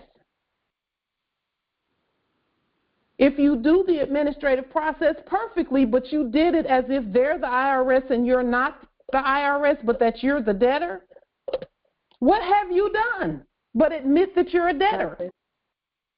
Nothing. You've admitted you're a debtor. You know what I'm saying? Empress and Moors. And I'm speaking in general because I've seen that in the past where the administrative process would be perfect, except the Moor was doing it as if the others were the government and they were not, and the Moors were not the government. So we have to. That's why we reconstruct and flip it and send it right back properly.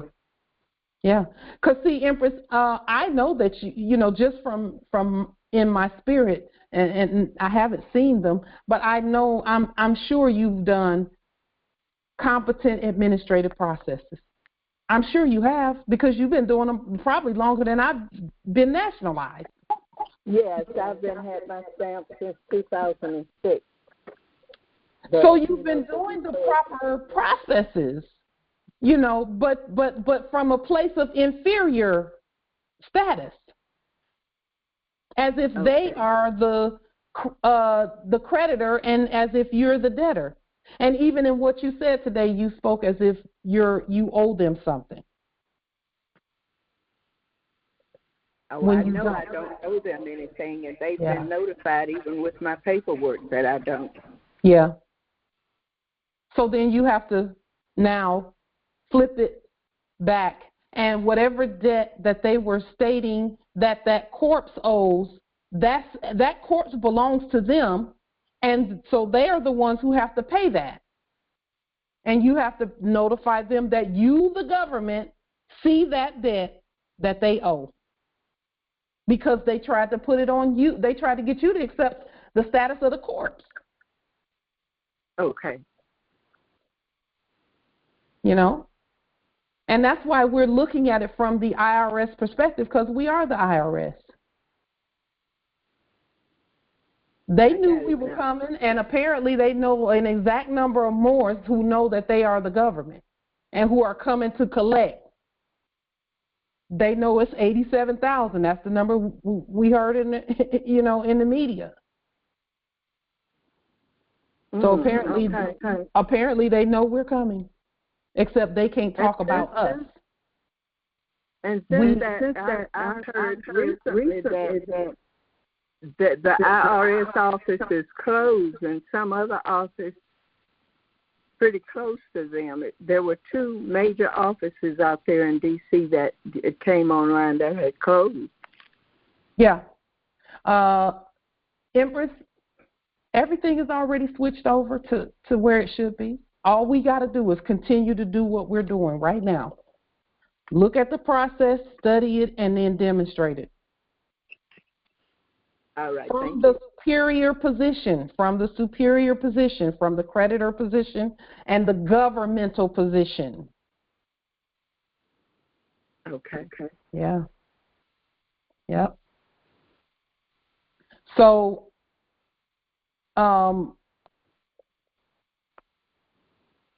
it says here, reasons we may seize or levy your property or rights to property. If you don't pay your taxes or make arrangements to settle your debt, we could seize and sell your property. We will not seize your property to collect an individual shared responsibility payment. We usually seize only after the following things have occurred. We assess the tax and sent you a bill. You neglected or refused to pay the tax, and we sent you a final notice of intent to levy and notice of your right of hearing at least 30 days before the seizure. However, there are exceptions for when we don't have to offer you a hearing at least 30 days before seizing your property. These include situations when the collection of the tax is in jeopardy. A levy is served to collect tax from a state tax refund, and that's us. We are the state. We're the law. We're the government. a levy is served to collect the tax debt of a federal contractor, or a disqualified employment tax levy is served. A DETL is the seizure of unpaid employment taxes and can be served when a taxpayer previously requested a collection due process appeal on employment taxes for other periods within the last 2 years. It says, if we serve a levy under one of these exceptions, we will send you a letter explaining the seizure and your appeal rights after the levy is issued. Now, I'm going to point out a couple of more things here, and then I'll show you the levy that we have put together. Islam, might I say something right quick, though? Yes. Concerning the employment piece, because the mopi procio, I know I said that wrong, and so, and so how it was stated, though, that we stated it, that the corporate CEO president at the United Corporate States was in fact employed by the United States major, my fault, major, and being that the Moors are the major. So in fact, all corporate persons are employees, and so that is part where they would owe employment tax to us also, essentially. And that's really actually been their issue that they've had. Is their issue is they owe so much that it's not even worth working. And so, where the subjects are concerned, we don't want subjects out on the street. So we're not even, from our perspective, we're not even gearing it towards individual subjects. We're looking at the companies, the corporations, and saying, okay, we're doing what we're doing. We're governing here. And, banking is a part of our governing, and so we're going to be accessing systems. And because because they are debtors, they're going to have to, and we're not even worried about whether they're going to do it or not. It's already done, really. So, but we don't want a bunch of, subjects living under bridges on our land. We see enough of that, and that's not the way the Circle 7 says that they should be. Our subjects actually should be happy on the land, and but to the Moor first, and then to the Gentile. So we're our focus is on us for right now. So here I want to mention basically here the debtor's bank account. Seizure of the funds in the bank account. Then this is what our teachers have been saying, that they're going to seize bank accounts, they're going to do this, they're going to do that. They know we are issuing a major levy, a bunch of major levies. And really it's just an overall levy on the United States Corporation Company, the dead one, because the creditor, United States, is here. Okay? So seizure of the funds in your bank account will include funds available for withdrawal up to the amount of the seizure. When you see the levy that we have put together,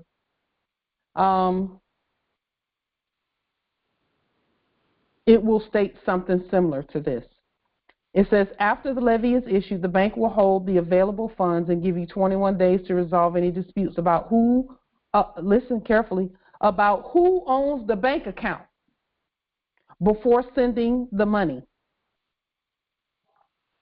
Now, Moors, we've been talking about a termination of all corporate contracts on that bank account, and then we've been saying, do the fiduciary attorney in fact document stating that you are the governing authority over that bank account, that you own the bank account. They're telling you here that the only dispute, no matter what your document says, is who owns the account. They don't care what the dispute is about. They just want to know who owns the account. If the heirs own the account, because we do, but it has to be written, then those bank credits are coming.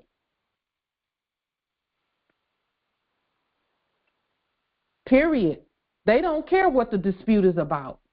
They're already telling you that the money gets sent based on who owns the account. That's the only issue about any of these accounts. And that's why I was saying what I was saying about, like, let's just say the bond process and people sending bank credits in to support the bond program. We're not worried about it, about accounts being seized, because we know who owns our account. We do. We put that on the public record. Okay, so Morris, that's the difference between a sovereign bank account and a debtor bank account that can be seized at any time. Islam, Justice. Yeah, I was trying to understand about sending money, or how do we send through the Cash App? Bank credits? What do you mean bank credits? Is that like fiat? No, it's not fiat. And I'm so glad you asked that question, because it gives me an opportunity to explain that again. Well, I'm trying to understand if it's like when you're supposed to lien your bank and have them set up the account for the sovereign. No. Okay. They're not setting up anything. You're setting it up. They can't set up a creditor account. Your documents have to do that. Right. So they can't do it. Your documents have to do it. And when your documents do it and you send them in, the system responds to that. Okay. So the documents, so then that way I have to also lien the Cash App so that they can send the sovereign credits. It's not fiat that they're sending. I know you've changed it to the Correct. ones and zeros. It's ones and aughts. Yes. Yeah, but if we're sending it, the only thing we can send right now would be fiat. No, it's not. No, it's not. Have you done a termination of all corporate contracts? Yeah. Then your ones and aughts are not fiat. Your ones and aughts are sovereign credits. Well, it goes from being a debtor instrument to a creditor instrument because you said so. But if you don't have nothing in there, you can't send nothing. Right. That's true. So you have to deposit the fiat in it for it to become ones and zeros. No, you don't. I don't deposit fiat into my account. I don't. Okay, so, and the reason that I don't, hold on for just a minute. And I don't like to take it away. Just a moment. This sounds too good to be true. It does, doesn't it? But can a nigga finish the song? I mean, can a nigga finish? I'm sorry. You need a good time music long as well. There's no disease.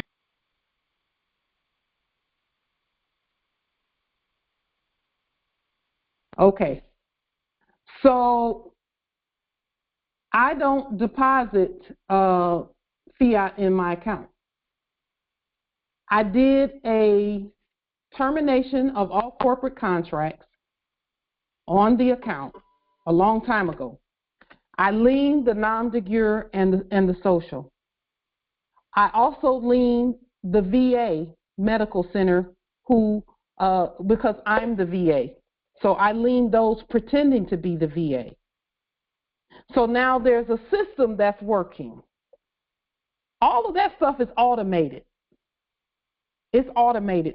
There is no quote unquote human intervention unless I pick up the phone and call somebody and say, hey, can you help me with something about this account? Then there becomes human intervention. But if I don't pick up the phone and authorize some human intervention, there is none, and I do not authorize any.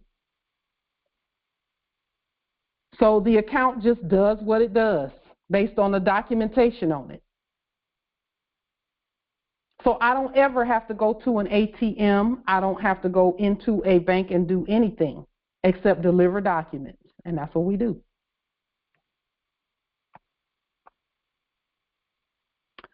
So, and then think about it, nobility.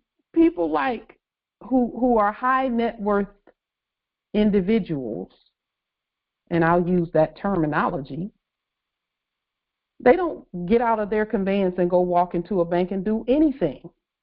They don't go to an ATM. They don't do any of that. They just go and do what they do with the instruments that they have. See, it's the ones that need $20, and I'm not downing that because I was one back in the day. Whereas I can get that 20 now from the credits that I have in my account. Okay? So we have to know the difference between, okay, and I'll just use us again as an example. When we're walking around on the land,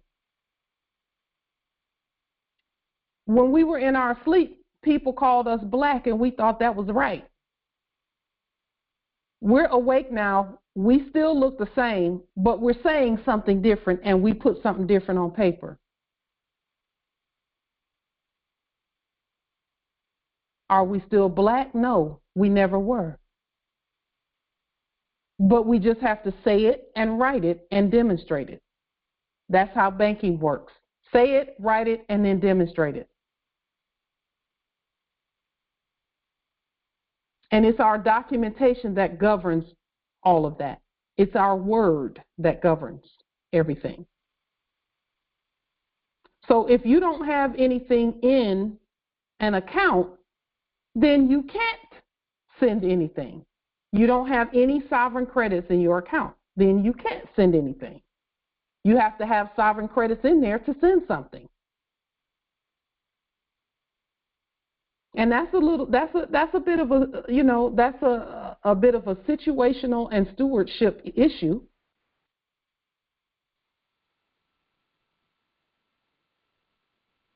If you can't send anything, you can't. Until you know how to make a deposit in there with a treasury check. And we have talked about that repeatedly. But I don't talk about it as often because I've not done it yet. I know Moors who have. In fact, someone related to me has done it recently. The ancestors just have not led me that way yet. But then again, that's some study that you could do also. You get just as much revelation from the ancestors as I do.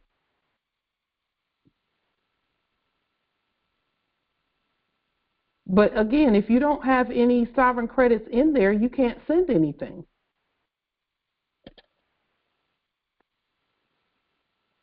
So, okay, you can't send anything right now at this time.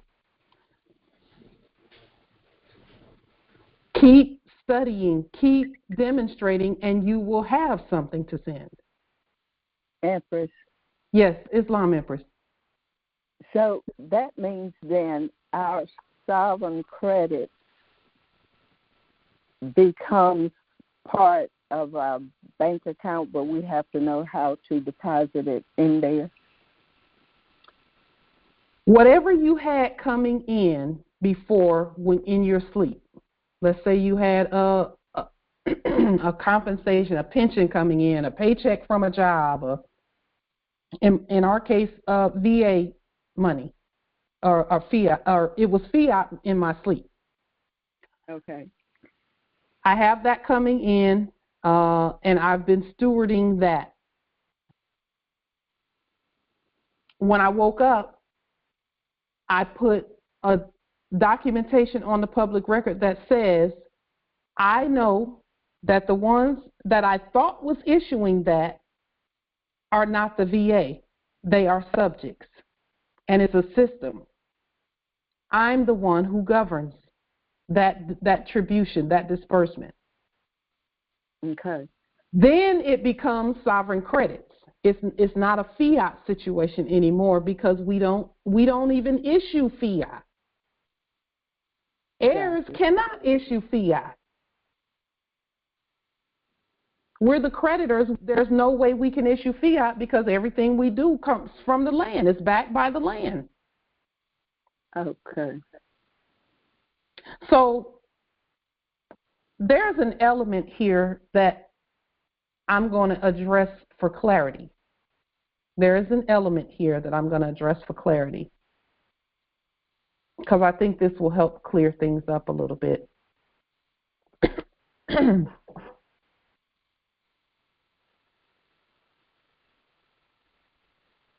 There is a stewardship element that we were given in our sleep that has to be brought forth. Okay, and when I say a stewardship element, what did we do in our sleep? What did you do for a living? What did you do? Did you go to college? Did you not go to college? Did you have a job? Did you work? What did you do when you were in your sleep? Because, see, this is a transition from calling it that to now heirship. So whatever you had coming in before, you're still stewarding that. But now you know it's yours and it's not someone else's and no one else is governing it. So It's like the story of the servants with the talents. The master gave them some talents. Some of them did some things with the talents, others did other things with the talents. Okay. And when the master came back, he said, "Hey, what have you guys been doing with these talents?" And some said, "Hey, I had 5 talents and now I have 10. I did this and I did that." So that element is part and parcel of all that we're doing also. Nationality is not and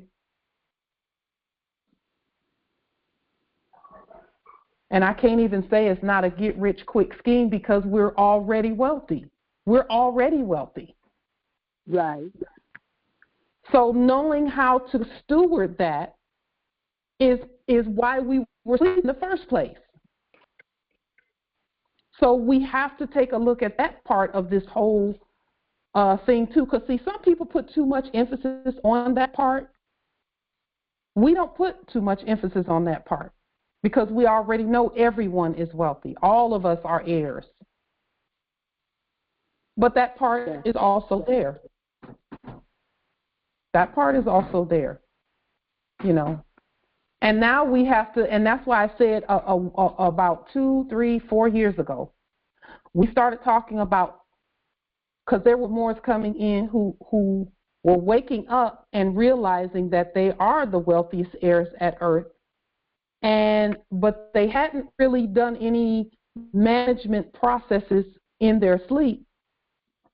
And then they would want to go and claim a 10,000 square foot domicile that they don't know how to take care of. So the ancestors are saying, and we said this from the beginning, first secure what you have. Secure what you have first. Then grow it. Okay. You know, like Empress Aisha, you're securing something that you've had. You've had a domicile. So secure that. Those who have apartments, secure your apartment. Secure your domicile based on your nationality and the things that we're talking about here. Some are coming in with having stewarded well in their sleep. And we talked about that too because there were some Moors who were, you know, saying, and I'm not bashing anybody, but I'm going to tell the truth. There were some saying, hey, you know, they would set themselves up as a temple and tell everybody that came in that they have to sign their domiciles over and put it all in the trust of these 2 or 3 or 4 calling themselves a temple. And I'm not saying they're not a temple, but what I am saying is that they had not they've never owned a domicile. So they don't know how to take care of what you've put in trust. So why would you entrust your domicile into their care when you really should be entrusting it into your care, putting it in your trust? Right. And then your trust is a part of the national trust, so that those who know how to steward wealth and domiciles and things can continue doing what it can build on what they've already been doing. And those who have not done that, if you've not ever owned a domicile, then there's a curve there that's going to take place where finances and domiciliary finances are concerned. The whole financial system. We talked about this last time briefly. I'll bring it up again. No one, some of the wisest people I know don't even have a domicile. They've never owned a domicile. They don't have a conveyance. But when you hear them talk, they're so wise. But there's only so many people that are going to listen to them until they show competence at these processes and grow in what they're doing. Having all that wisdom and not being able to apply it. And this is the thing, we should be able to write checks and deposit them in based on our trust. So where's the study on that, Morris? We've been putting it out there. But we've been so busy putting the information that the ancestors give us out there that a lot of these, and I can't say a lot of them because we have been demonstrating, like you all have seen our demonstrations. But we haven't done every single one of them. So that's one of them that we know we can do it. We're not even worried about whether we could do it. But we knew there had to be first our own money system in place. Second, the removal of all corporate contracts off the bank account so that when we put it in there, no one questions it. We knew there were layers.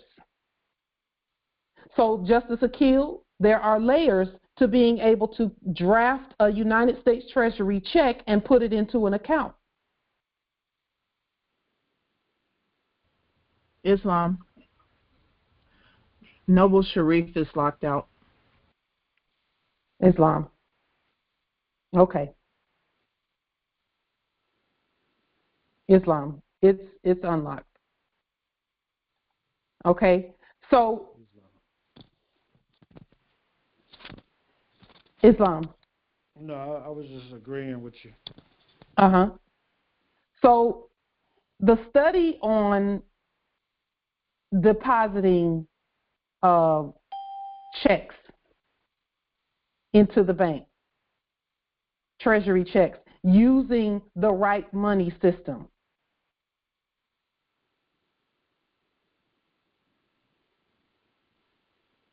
Okay, that is, again, and this is the part that people sometimes or were not clear about, is that in order for any of us to do that, first of all, the ancestors were not going to let one of us be able to do it without all of us being able to do it. All of us can do that. We all had to come together like this first and start removing some of that stuff. This process that we're doing today, that we're putting on the public record, is the next step in the process. Now, I will say this too.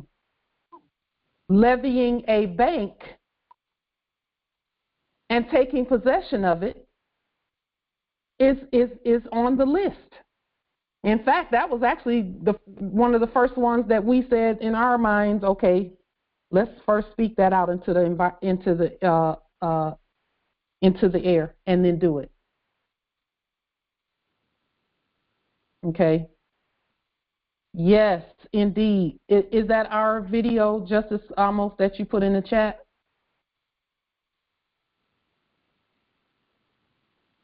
Yes. And in order for that to even take place, because of those liens, there has to be a removal of all corporate contracts on that. We had to operate as the state. See, in order to even deposit a treasury check, you have to know where you are in the process. And when I say where you are in the process, are you depositing it as an individual or are you depositing it as the sovereign? Because there's a difference. Is it coming from the state or is it coming from a sovereign fiduciary for the state?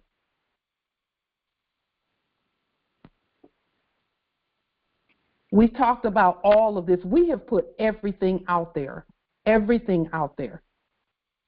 If you don't have any credits in your bank account to send, you can't send them until you put some credits in there. We had to switch the money system to do that. Because if you try and do a treasury thing from the fiat system, everyone knows what happens there. Nothing.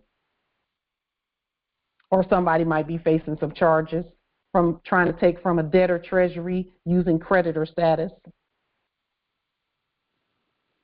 You know. So let me point out a couple of other things here, and then I'll show you a levy really quickly with regard to this levy process. And yes, the levies to match the liens that we've done on banks and all of that is being put together right now.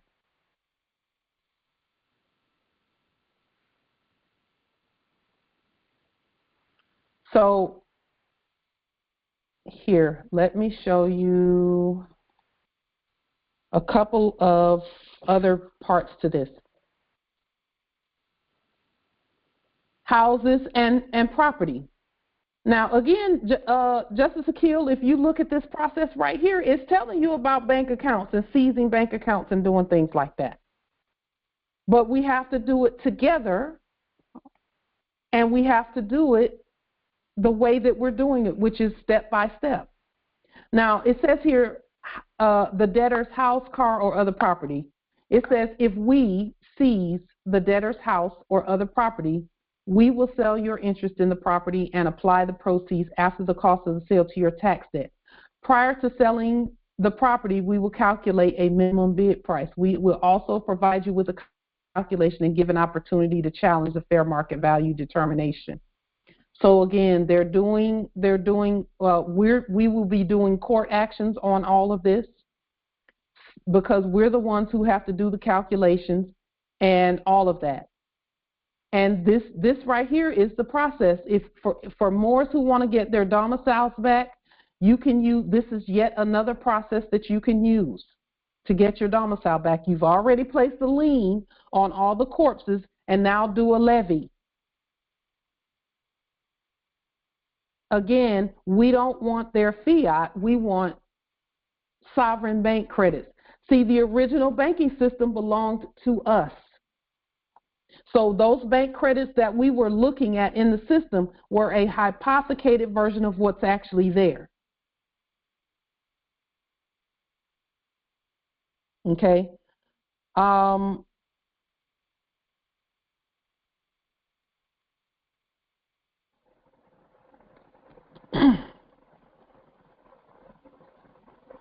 And then here, reasons that we will release a levy.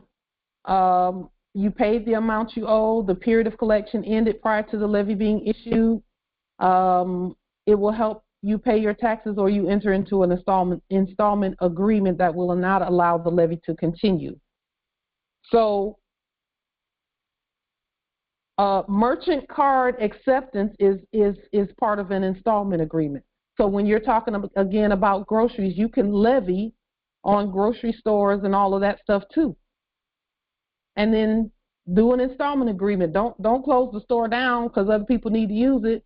But do an installment agreement where the merchant cards come in. And these are all demonstrations that we are actually going to take a break from the calls and implement all of this. Okay? We're going to take a break from the congressional assemblies for a couple of weeks to actually just sit down and do all of these processes that we're talking about here, especially on the last 3, 4, 5, 6 calls. Okay? Because we need to finish up the demonstrations that we started.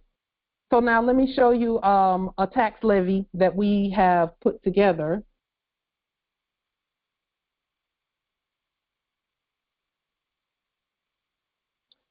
First, let me show you what the document looked like before. This is what it looks like. This is just a sample levy, notice of intent to levy that we pulled. And let me here. Justice Amos, thank you for putting that in the chat also about attaching go back lien credits to the bank accounts, because once the lien is attached to the bank account, that means that it's time to start levying, and you can levy whatever you want in terms of that bank because the lien is on the record. So that's, we've done so much. We've done so much. I mean, I literally showed where we attached liens and all of that to the bank accounts. So what we need to do is just take a break and look back at all that we have done and then finish the processes in terms of possession and custody, which are two different things. We want possession and custody to be together. Those two need to be together. And it's not a want, it's a command. So this is what one looks like this is just a template that came from the IRS. And what we did was we reconstructed a template. And it's not that long, it's only 3 pages. And this is a stub, a pay stub at the end, a voucher or some type of pay stub at the end, okay, that we didn't. So this is our tax levy. So as you know, we have we did some things with regard to City of Federal Way Corporation. And we notified and did court actions and all types of stuff repeatedly, just emphasizing different parts of the processes. You all know that, we've gone over that many times just to make sure that proper due process was in place with regard to City of Federal Way. And so what we did was we have the Internal Revenue Ministry, which is us, and we don't have a zip code here. See, we didn't put a zip code here, okay? Because this is in our Seizures Trust. Seizures Trust is about location. It's where are you located, and we put the map of where Federal Way, Washington really is. It's the land. It's not a corporation. And then here we said we would notify the Internal Revenue Service, which is a special purpose vehicle at Kansas City, Missouri, not Kansas City MI or MO or MS or any of that, okay? This is Kansas City, Missouri. So that's still on the land, but it's a service. We're just notifying, okay? And then we put the creditor, Washington, as bonding fiduciary for Pauline Denise Ritchie.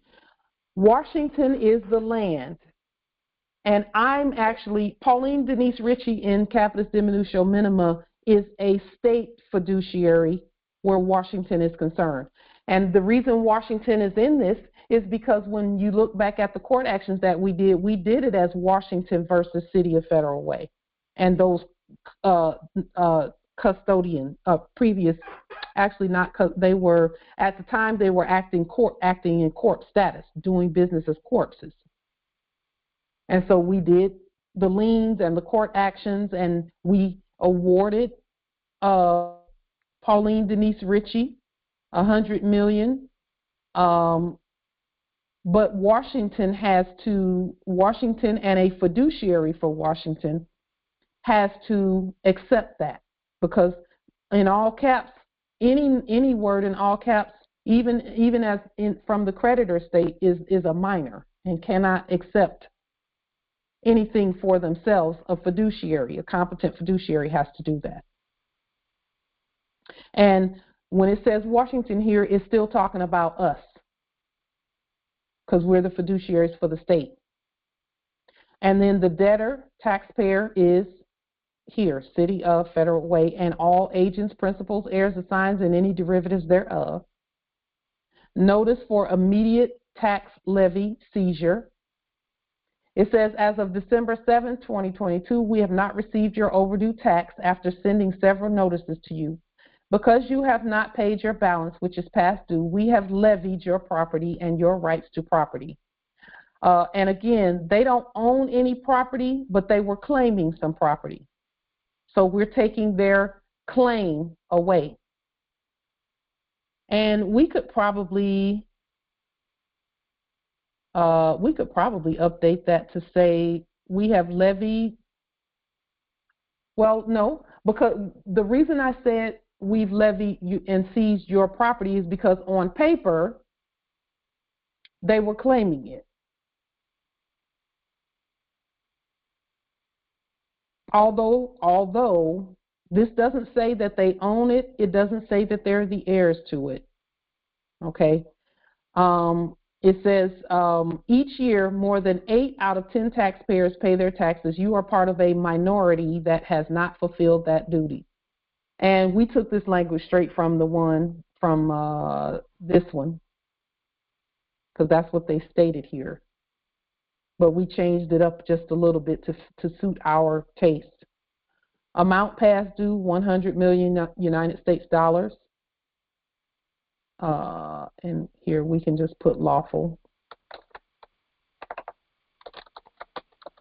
And whenever we issue anything, when we say, and that's why I didn't put lawful, whenever we issue anything, when we say United States dollars, it automatically means lawful dollars from the states united.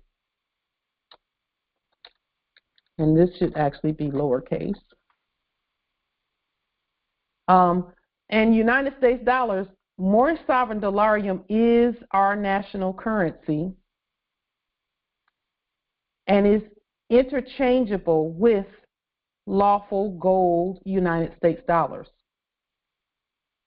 But we have to produce all of that. So we're still doing line upon line and precept upon precept.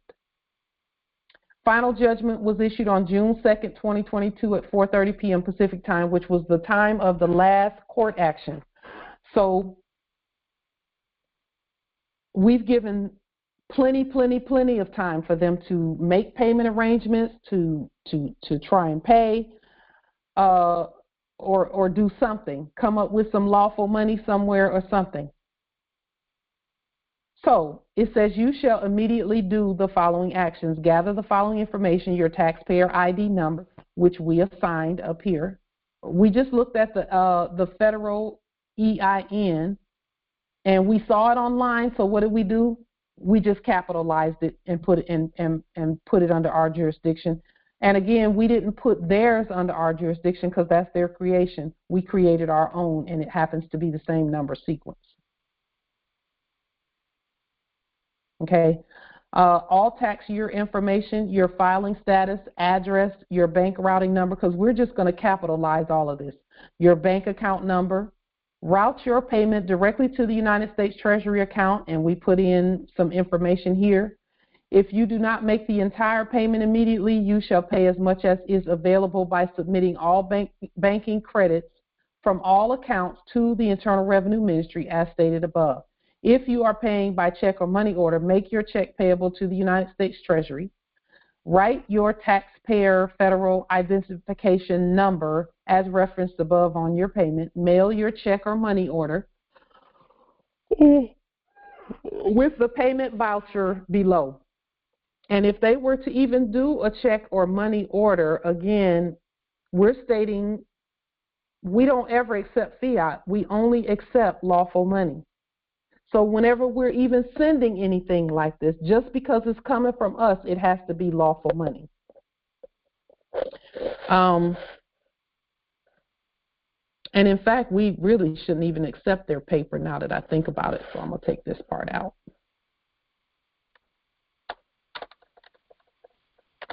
Because we don't really want their paper either. Okay. And then it says, write your taxpayer federal identification number as referenced above on your payment. And so they won't need to do that because they'll have the voucher below.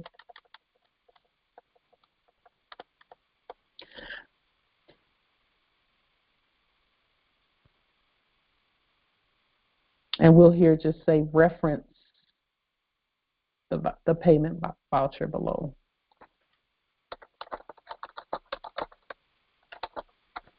Reference the payment voucher below.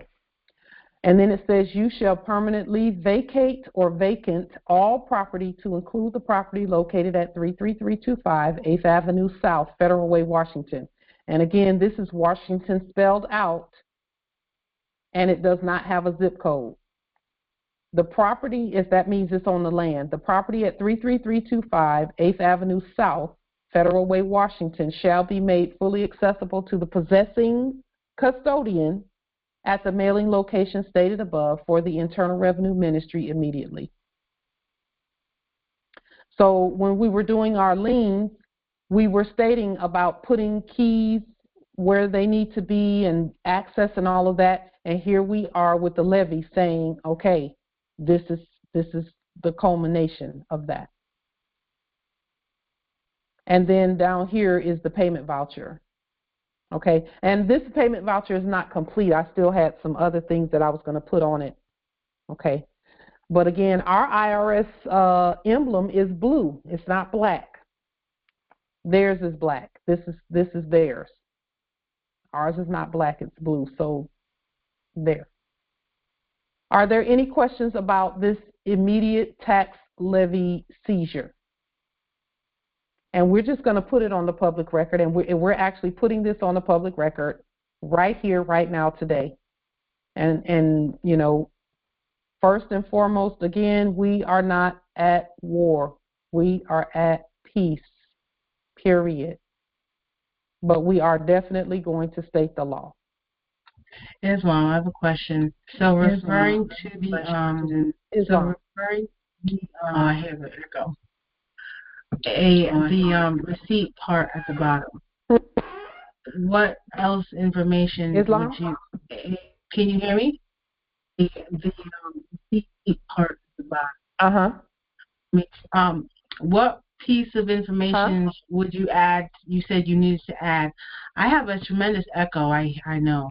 I don't know why.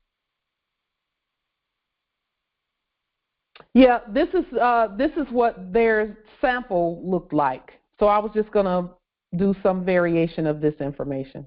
Okay, so the zeros that down in the bottom left-hand corner, those present as what exactly? It's probably an internal, a way for them to route the voucher and the payment that comes with it. So that's probably an internal system that they have. Okay. Where when it comes in, they run it through a little scanning machine, and it will tell them where that payment should go. I will say this, Empress, I'm glad you asked that question, because when we say that there's not very much human intervention in that in everything, there really isn't. It's a giant system that we put in place a long time ago. That's why those numbers are down there, because all someone has to do is open the envelope and put it into a machine, and everything it does the rest. The system does the rest, including depositing funds and moving funds around.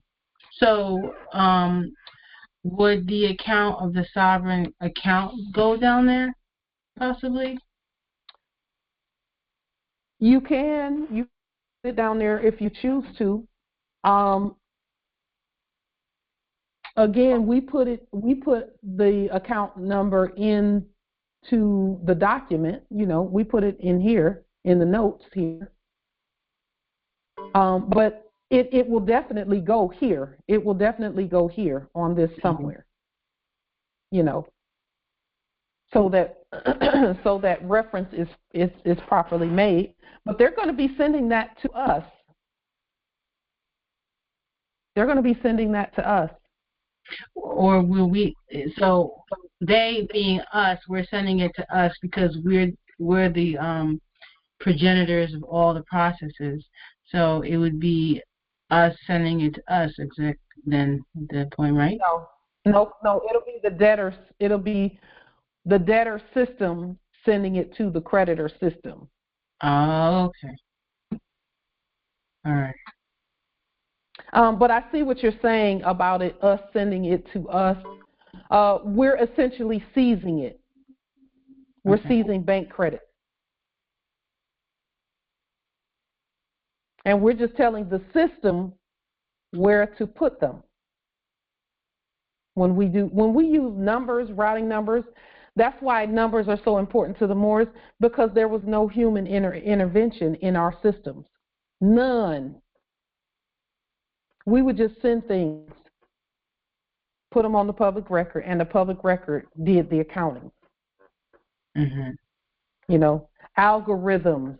That's because they keep talking about algorithms. We are the ultimate algorithmics.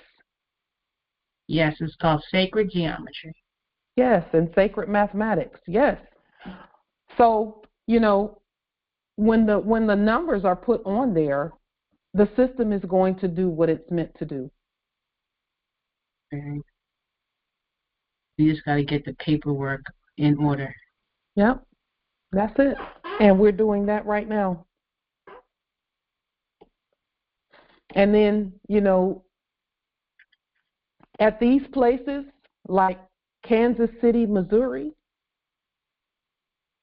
there was always a Moor sitting at the desk to open the envelopes, always. And then they would just slide it into the little machine, and it would go on where it's going. And the machines have scanners, and those scanners just all those scanners do is look for certain digit numbers, like 9-digit numbers, or something that fits the algorithm of an address. Oh, so when we're doing our liens for like our nom de guerre that we've liened and things of that nature, we would put our own account number, which would be our sovereign security number, and that business on this essentially, so the credits can go to our accounts. You can. Yes. Yep. Yep. And this is the thing. If I did a levy on the debtor, Pauline Denise Ritchie, if I did a levy on that debtor, not much would change in terms of my account. Not much would change because everything still goes to that account. And the account has a termination of all corporate contracts on it anyway. So now we're looking at taxpayers and others and debtors that we've liened previously. And now we're just doing levies. So for each lien, you should have a levy and a bond. A levy and a bond. And if you'll notice, this levy is not long. It's very short, actually. That's it, 2 pages. It is, yeah. And then the one that they had is 3 pages because they're talking about other options, paying by card, check or money order, or balance over time, etc. And even with this balance over time, this is how you know that there's a system in place. With this, look at how they have everything set up. You go online, you select pay your taxes by debit or credit. Select an IRS cleared payment processor, pay through the payment processor's website. There's no human interaction there. None. Yeah, they removed it all. That means we don't need, we third-party interlopers, we're not talking to them. We're talking to our systems. And our systems happen to be so sophisticated that that our systems understand affidavit. Our systems understand affidavit. They're that advanced. Islam Empress. Yes, Islam Empress. How do each of us determine what our sovereign security number is? You look at the social security number that you have liened. Now, I'm so glad you asked that question. Look at the social security number that you've liened and use that same sequence of numbers, but because you've liened the social, now you're putting the creditor number in place. So take out all the dashes and then put either spaces or plus signs, and that's your sovereign security or state security number. Okay, thank you. You're welcome. And now the reason that I'm glad you asked that question is because Moors have been talking about a Treasury direct account and all this other kind of stuff. Well, has anyone levied the Social Security number and the nom de guerre and bonded whatever the amount you levy so that you can get access to the account that you're talking about that was hiding behind that fraud? Okay. Because now you're talking possession and custody. Now you're talking possession and custody. So let me just put this on the public record since we're here, and this is a court action. I hereby levy Pauline Denise Ritchie, the debtor, and I levy Pauline Denise Ritchie, the debtor, in this manner with the same intention of crediting all credits that are due, that were hiding behind that and the credits weren't hiding. The debtor was interloping. So we hereby levy and seize all credits. Okay. Islam, I affirm. Islam. I affirm too. Islam. Thank you, Empresses. So this is the next step. And how long did it take us to get to this next step after we perfected the steps previous? By control, perfection by control. That's a universal commercial code concept or precept, is perfection by control. That means it's in our control and on our access. It's in our possession and our custody.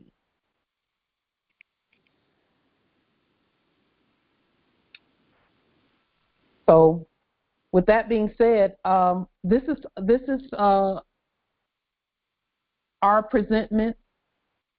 Where did I get the blue IRS emblem?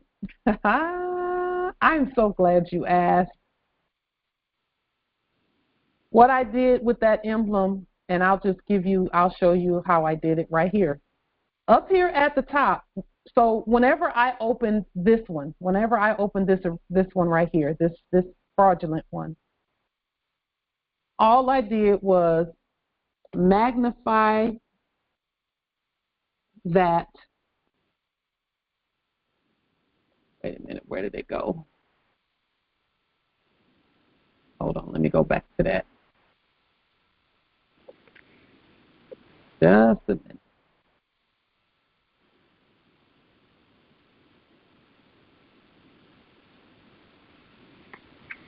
Just a moment.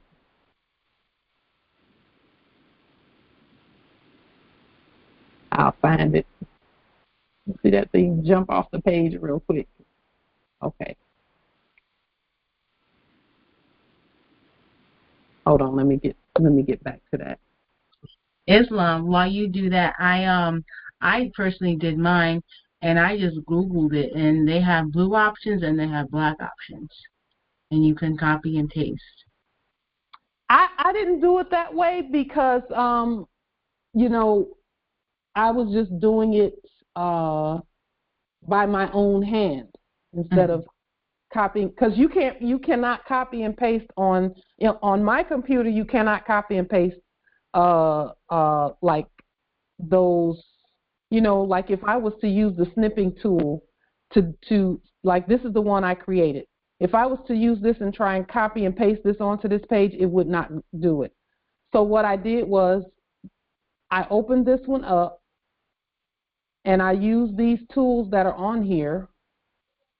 So I picked this color blue, and then I literally almost went in by my own hand and just went, oh wait a minute, that's too big, and colored it myself.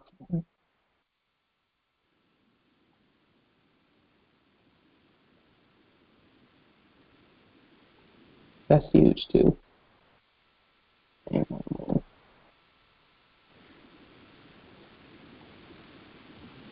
Okay, so that's too thick. Like that. I just went in and colored it myself. I actually took the time to make the logo myself. And I made it really big so that I wouldn't go outside the lines and stuff like that, but that's how I did this. I mean, I will say this, I do take the time to do these things, because I know that the more we do by our own hands, it puts our own energy on the document.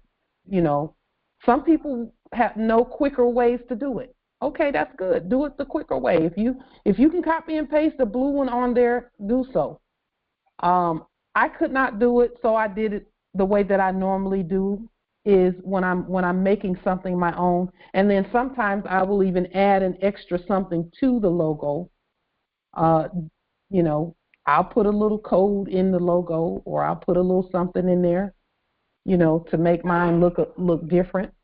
Because if you change even one thing on any logo, it is automatically not the same logo, and trademarking and copywriting doesn't apply. Not that we worry about that. So this color blue is not going to be the same color blue that they use in their blue one. It's going to be a different color blue. And then I turned this right here. This was black on theirs, and I didn't want black. I only wanted the debtor to be black, not me, and not the creditor, and not anything I say.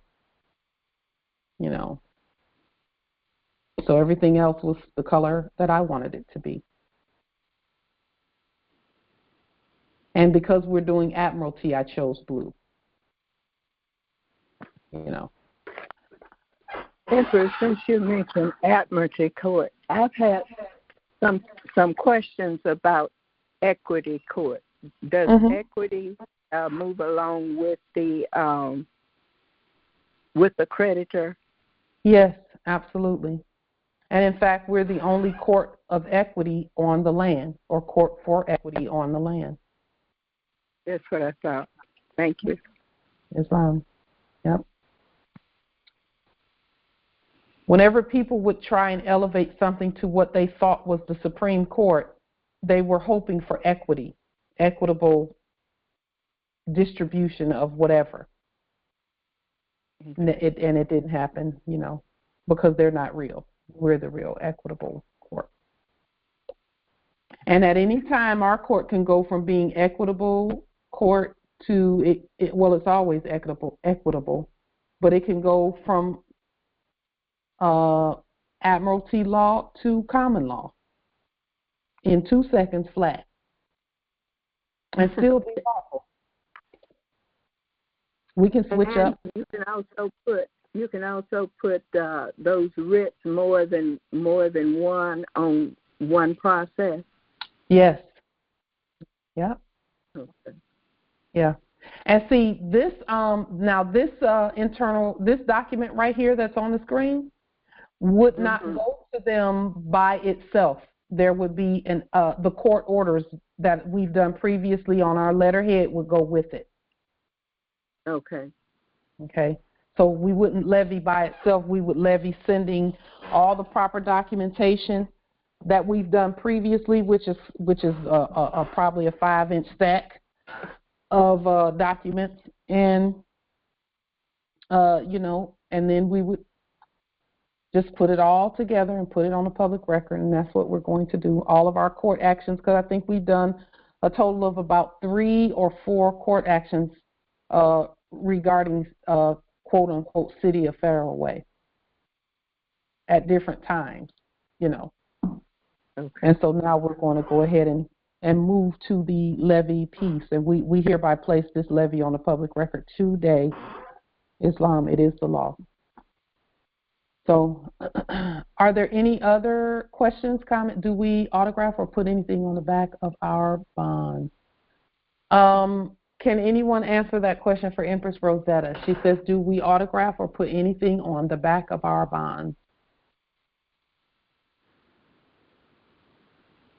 I would think that if we were flipping the coin, we would put a stamp on the back of the bond and put your sovereign security number on the top and the number from the back of your Social Security card on the bottom, and sign across the stamp and put your thumbprint with it. It's somewhat like the 1040B process. You would write it out and sign it as a check on the back. That's a good idea. I can understand the reasoning for that, because an endorsement of it is necessary. Right. But see, with the bond, you're not sending the original to anyone. You're sending a copy to them. The original you keep, and that's because a bond is a financial instrument, and you can literally deposit a bond, and that's why our banks are so important. Justice Akil asked the question earlier about what if you don't have any credits in your account and you want to do this and this and this and that. That's why our banking is so important. But you always have credits because you were born with unlimited credit if you know how to use it. Yes, absolutely, absolutely. And again, those are processes that we all, we've introduced how to do that. We know go ahead, Empress. That's right. I guess that's one thing we have to realize. If we are the land and we were made from the land, our signature absolutely has credit on it. It does. It forever will. If you never did anything, you still got funds. Yes, it does. They used them when we were sleeping, and when we didn't know what was going on, they were robbing us. Yeah. With the use of our signatures. Yeah. For our appellations.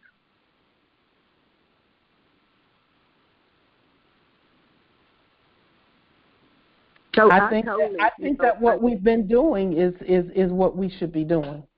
Court actions, liens, levies, because we see how to collect. Is this document that we just shows you how the government collects whatever it is that they need. Right. This shows you how to collect from bank accounts, right here.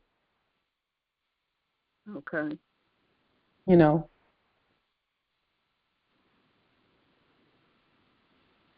So all we have to do is really put them in their servant position. That's it. And it'll work from there. In the debtor position, yes, because they're debtors. Been debtors, right. Yeah. Yep. Well, sometimes it takes a while for things to get through to you, you know, because I'm getting there.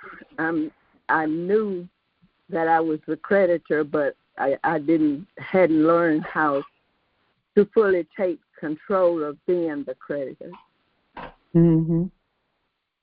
Yeah, because we were programmed as debtors, you know. Right. So it is taking us a little while to get to these, you know, to fully accessing our status. And we're still, you know, we still have a ways to go just because our estate is so huge. Right. And like I remember a few years back that I attempted to open an account with Fidelity.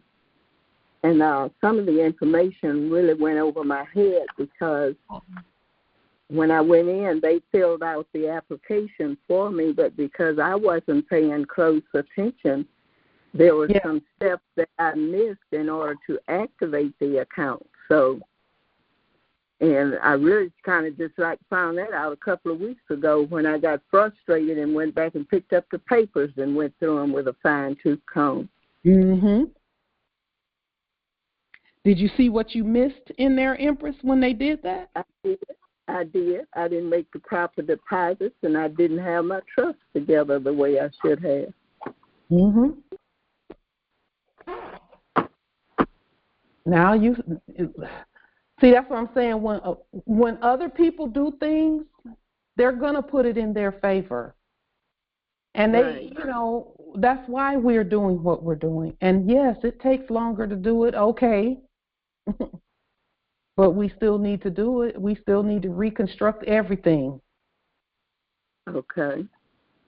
It's worth the learning curve too, you know, because I mean, I feel like a whole different person. How could I have been that out of it that I missed those what I call minor mistakes? Yes. Yes. Justice Sharif put something in the chat that's interesting. He said credits are deemed abandoned when not claimed for 36 months and can be claimed. Yes, credits can be claimed. We know that there's no statute of limitations on fraud. So the 36 months doesn't necessarily apply. But yes, and that's what we're talking about here with this levy process. But you have to lien it first. Because you have to make the claim first. And then however much you lien for is how much you levy for. We did $100 million on our lien, and then we have court 2 or 3, 4, 5, 6. So our court plus 5 inferior courts that have, you know, witnessed our $100 million. In lawful money where federal way or where quote unquote city of federal way is concerned, and so a levy. Okay. You know. Now, I will say this about this levy process. As we were reading through the documentation and everything, I see here like where they say offer in compromise, where there's a doubt as to liability or offering compromise. The ancestors did not lead me to do any delay or any, you know, like, let's see if we can work something out with them. The ancestors didn't lead me to do any of that. They didn't lead me to do any of that. They led me to look at the process and get it done. You know, that's the same thing that I had. I had sent some information to my utility company, and they left me a message on my phone that said I had been paying almost $250 a month for cable service. And then they sent me a note where they left a message that was asking me, would it be okay if they only charged me $79 a month, and that was to include everything. And my spirit didn't even lead me to call them back because I'm a creditor. I'm supposed to be getting this stuff for free anyway. And not necessarily for free, but prepaid. Yes, that's what I'm saying. Yeah. I mean, that's what I meant. The bills are supposed to be prepaid anyway, so why would they? That means they would still have a foot on my neck as far as them profiting from me, because they had been double benefiting instead of us signing that coupon on there and sending it back to them and them getting their money.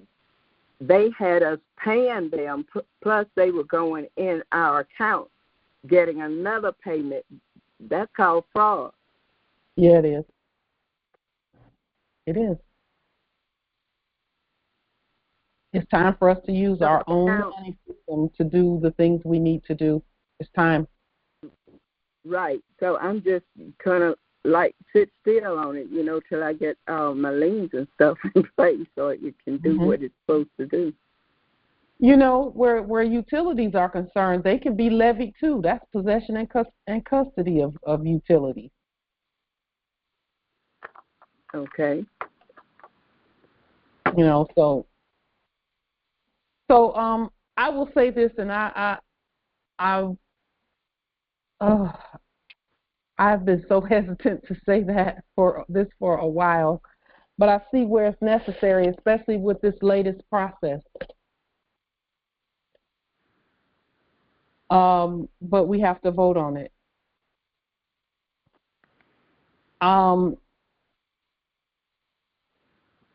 I need to not need to. My intention is to take anywhere from 15 to 30 days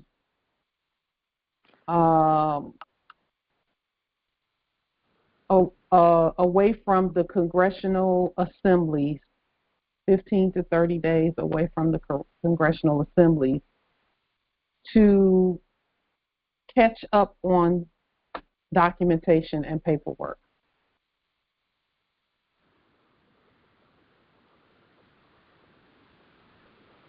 And I think that now would be a good time to do that before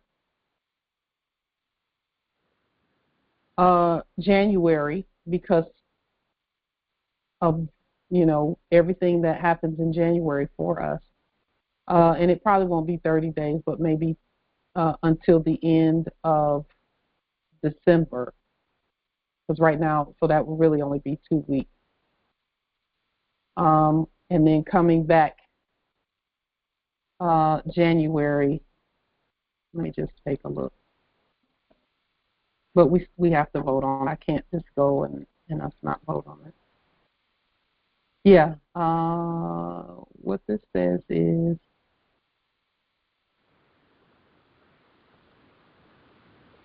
oh, come on.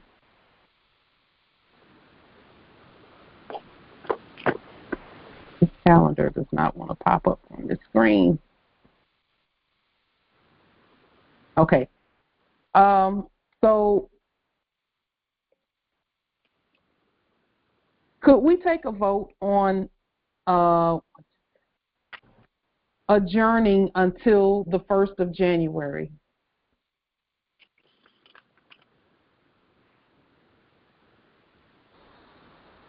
I would be willing to do that. Give us time to catch up too. Yeah. Yeah. Yes, Islam. Huh?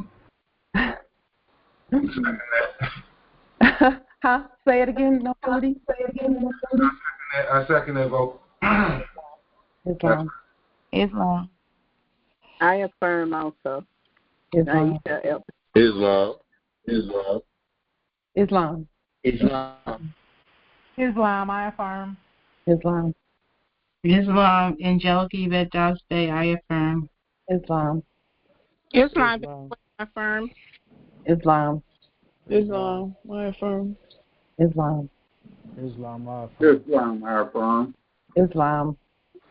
Islam. Izine Kamalani Bay, I affirm. Islam. Thank you, Jessica. Islam, Veronica Ronnie Lake, I affirm. Islam. Thank you, Empress. Islam. Islam. I affirm. Islam. And we do see the affirms coming through in the chat as well. Okay, I affirm as well. Is there anyone opposed to us adjourning until the 1st of January? Mississippi Territory, I affirm. Islam. Thank you, Empress. Islam. It's Holly from California. I checked my calendar. Looks good. I affirm. Thank you, Empress. I'm so glad. If it was a whole 30 days, I was like, wait a minute. I'll go for 2 weeks, then you got to check in. That's cool. Okay, thank you, Empress. Yes, I will do that for sure. Islam. Yes. I just need to. We all need to catch up, really, because there's been so much put out over the last. So, okay. Well, then.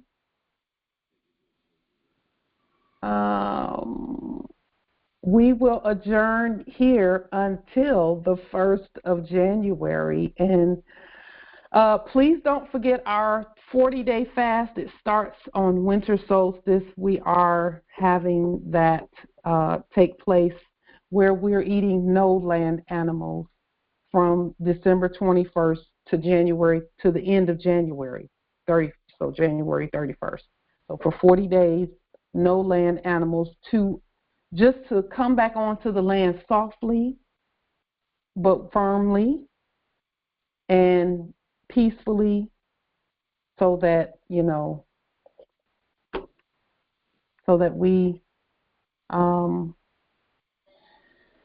that our presence is made known in the ways that we want it to be made, that we intend for it to be made known. So, with that being stated, are there any other questions, comments, wisdom from this great, grand, amazing Congress? Empress, I'd just like to let you know that you are appreciated. You've been so patient with us. Thank you, Empress. Thank you. It is just an honor and a joy to serve the Moors. It's an honor. It's the highest honor, and I just get so excited to do it. So thank you. Well, thank you. And we are learning. We may be lagging behind a little bit, but we're getting it together. Thank you. I'm just glad we're sticking together. That's my main thing, is let's just stay together. Whether we get it right now or let's just stay together, and we are getting it. We have it, Thank you so much for that, Empress. I appreciate it. And know that I appreciate you, too. Very much. Now, when we're sending in the bond information, can we email that, or does it have to go through the Cash App, or what are the choices in that in? If you would, Empress, go back and look at the video that we did this past week on that. Okay. Just go back and look at it, because I all of that is in there. This last video that we just did, where we just fully explained the bond process. And then because we do want to move forward on getting our banking done. And I'm looking at that process carefully. And, you know, depending on where the ancestors lead us, especially with the levy process and all of that, we'll be expanding on it. And how. Okay. So, but thank you for asking, Islam. Thank you. You enjoy your rest period. Thank you so much. Thank you so much. You know, I actually was like, because I don't like to miss calls. I don't like to be away from you all. I don't, you know. So I wrestle. I've actually been wrestling with that for like about 3 or 4 months, wrestling with, should I take a break now or should I wait? Should we all take a break? Should we wait? You know, and I just couldn't bring myself to do it until today. Because this levy process now puts a whole new piece onto the things we've done. So I want to get all of that done. So I'll be working, you know, throughout the time period, but I will take a few days to just relax and take a break. Right. You know? Yeah. Islam Empress. I have a question that wasn't answered in the chat. What do we do about insurance policies? Reconstruct them, and then send them back as a credit. So whatever paperwork you have on that, go ahead and do what we did with this, for example, with this tax levy. We just reconstructed this document and then put it in our favor and then forward it out, because it's a bill that they must pay.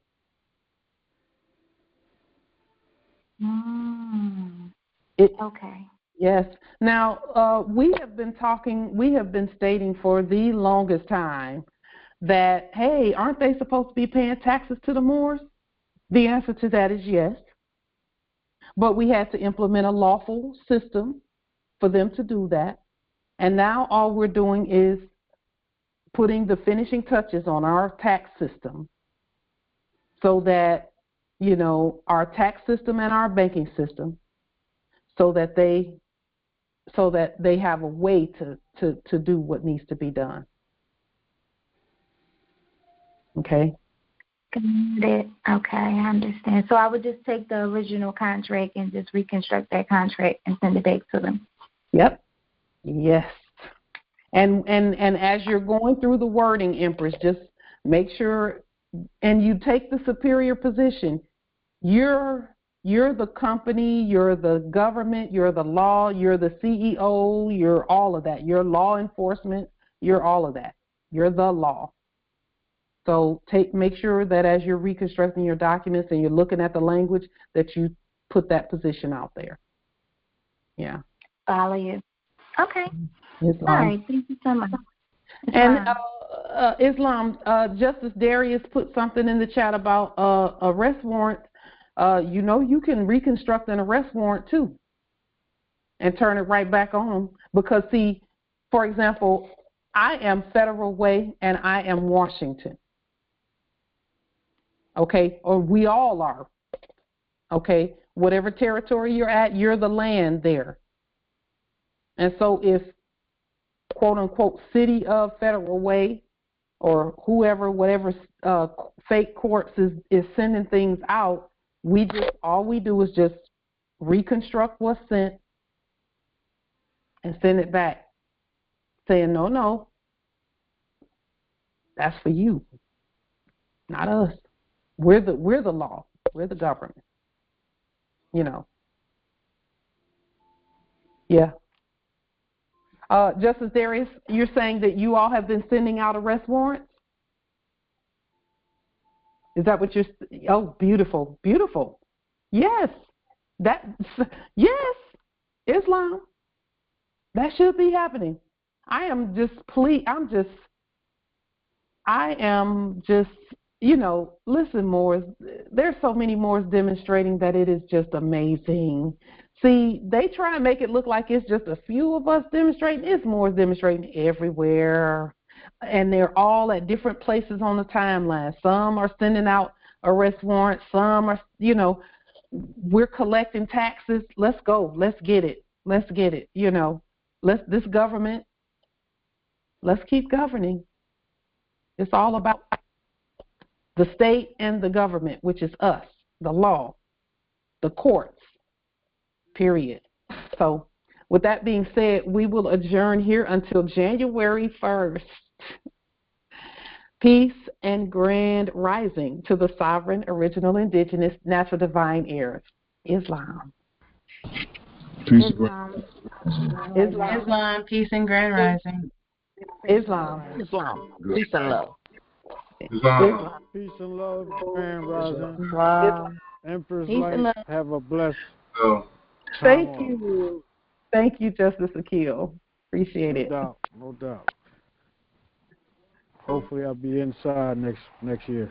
Islam. Yeah. Islam.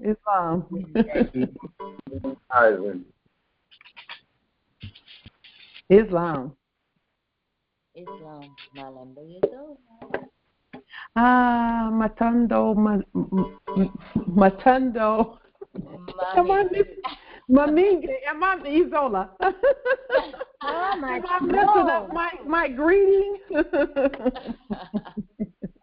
Islam, Empress.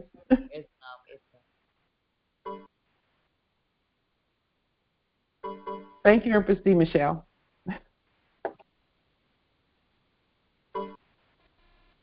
Wow. Yes. We will adjourn in 5, 4, 3, 2, 1, and see you all on January 1st. Peace.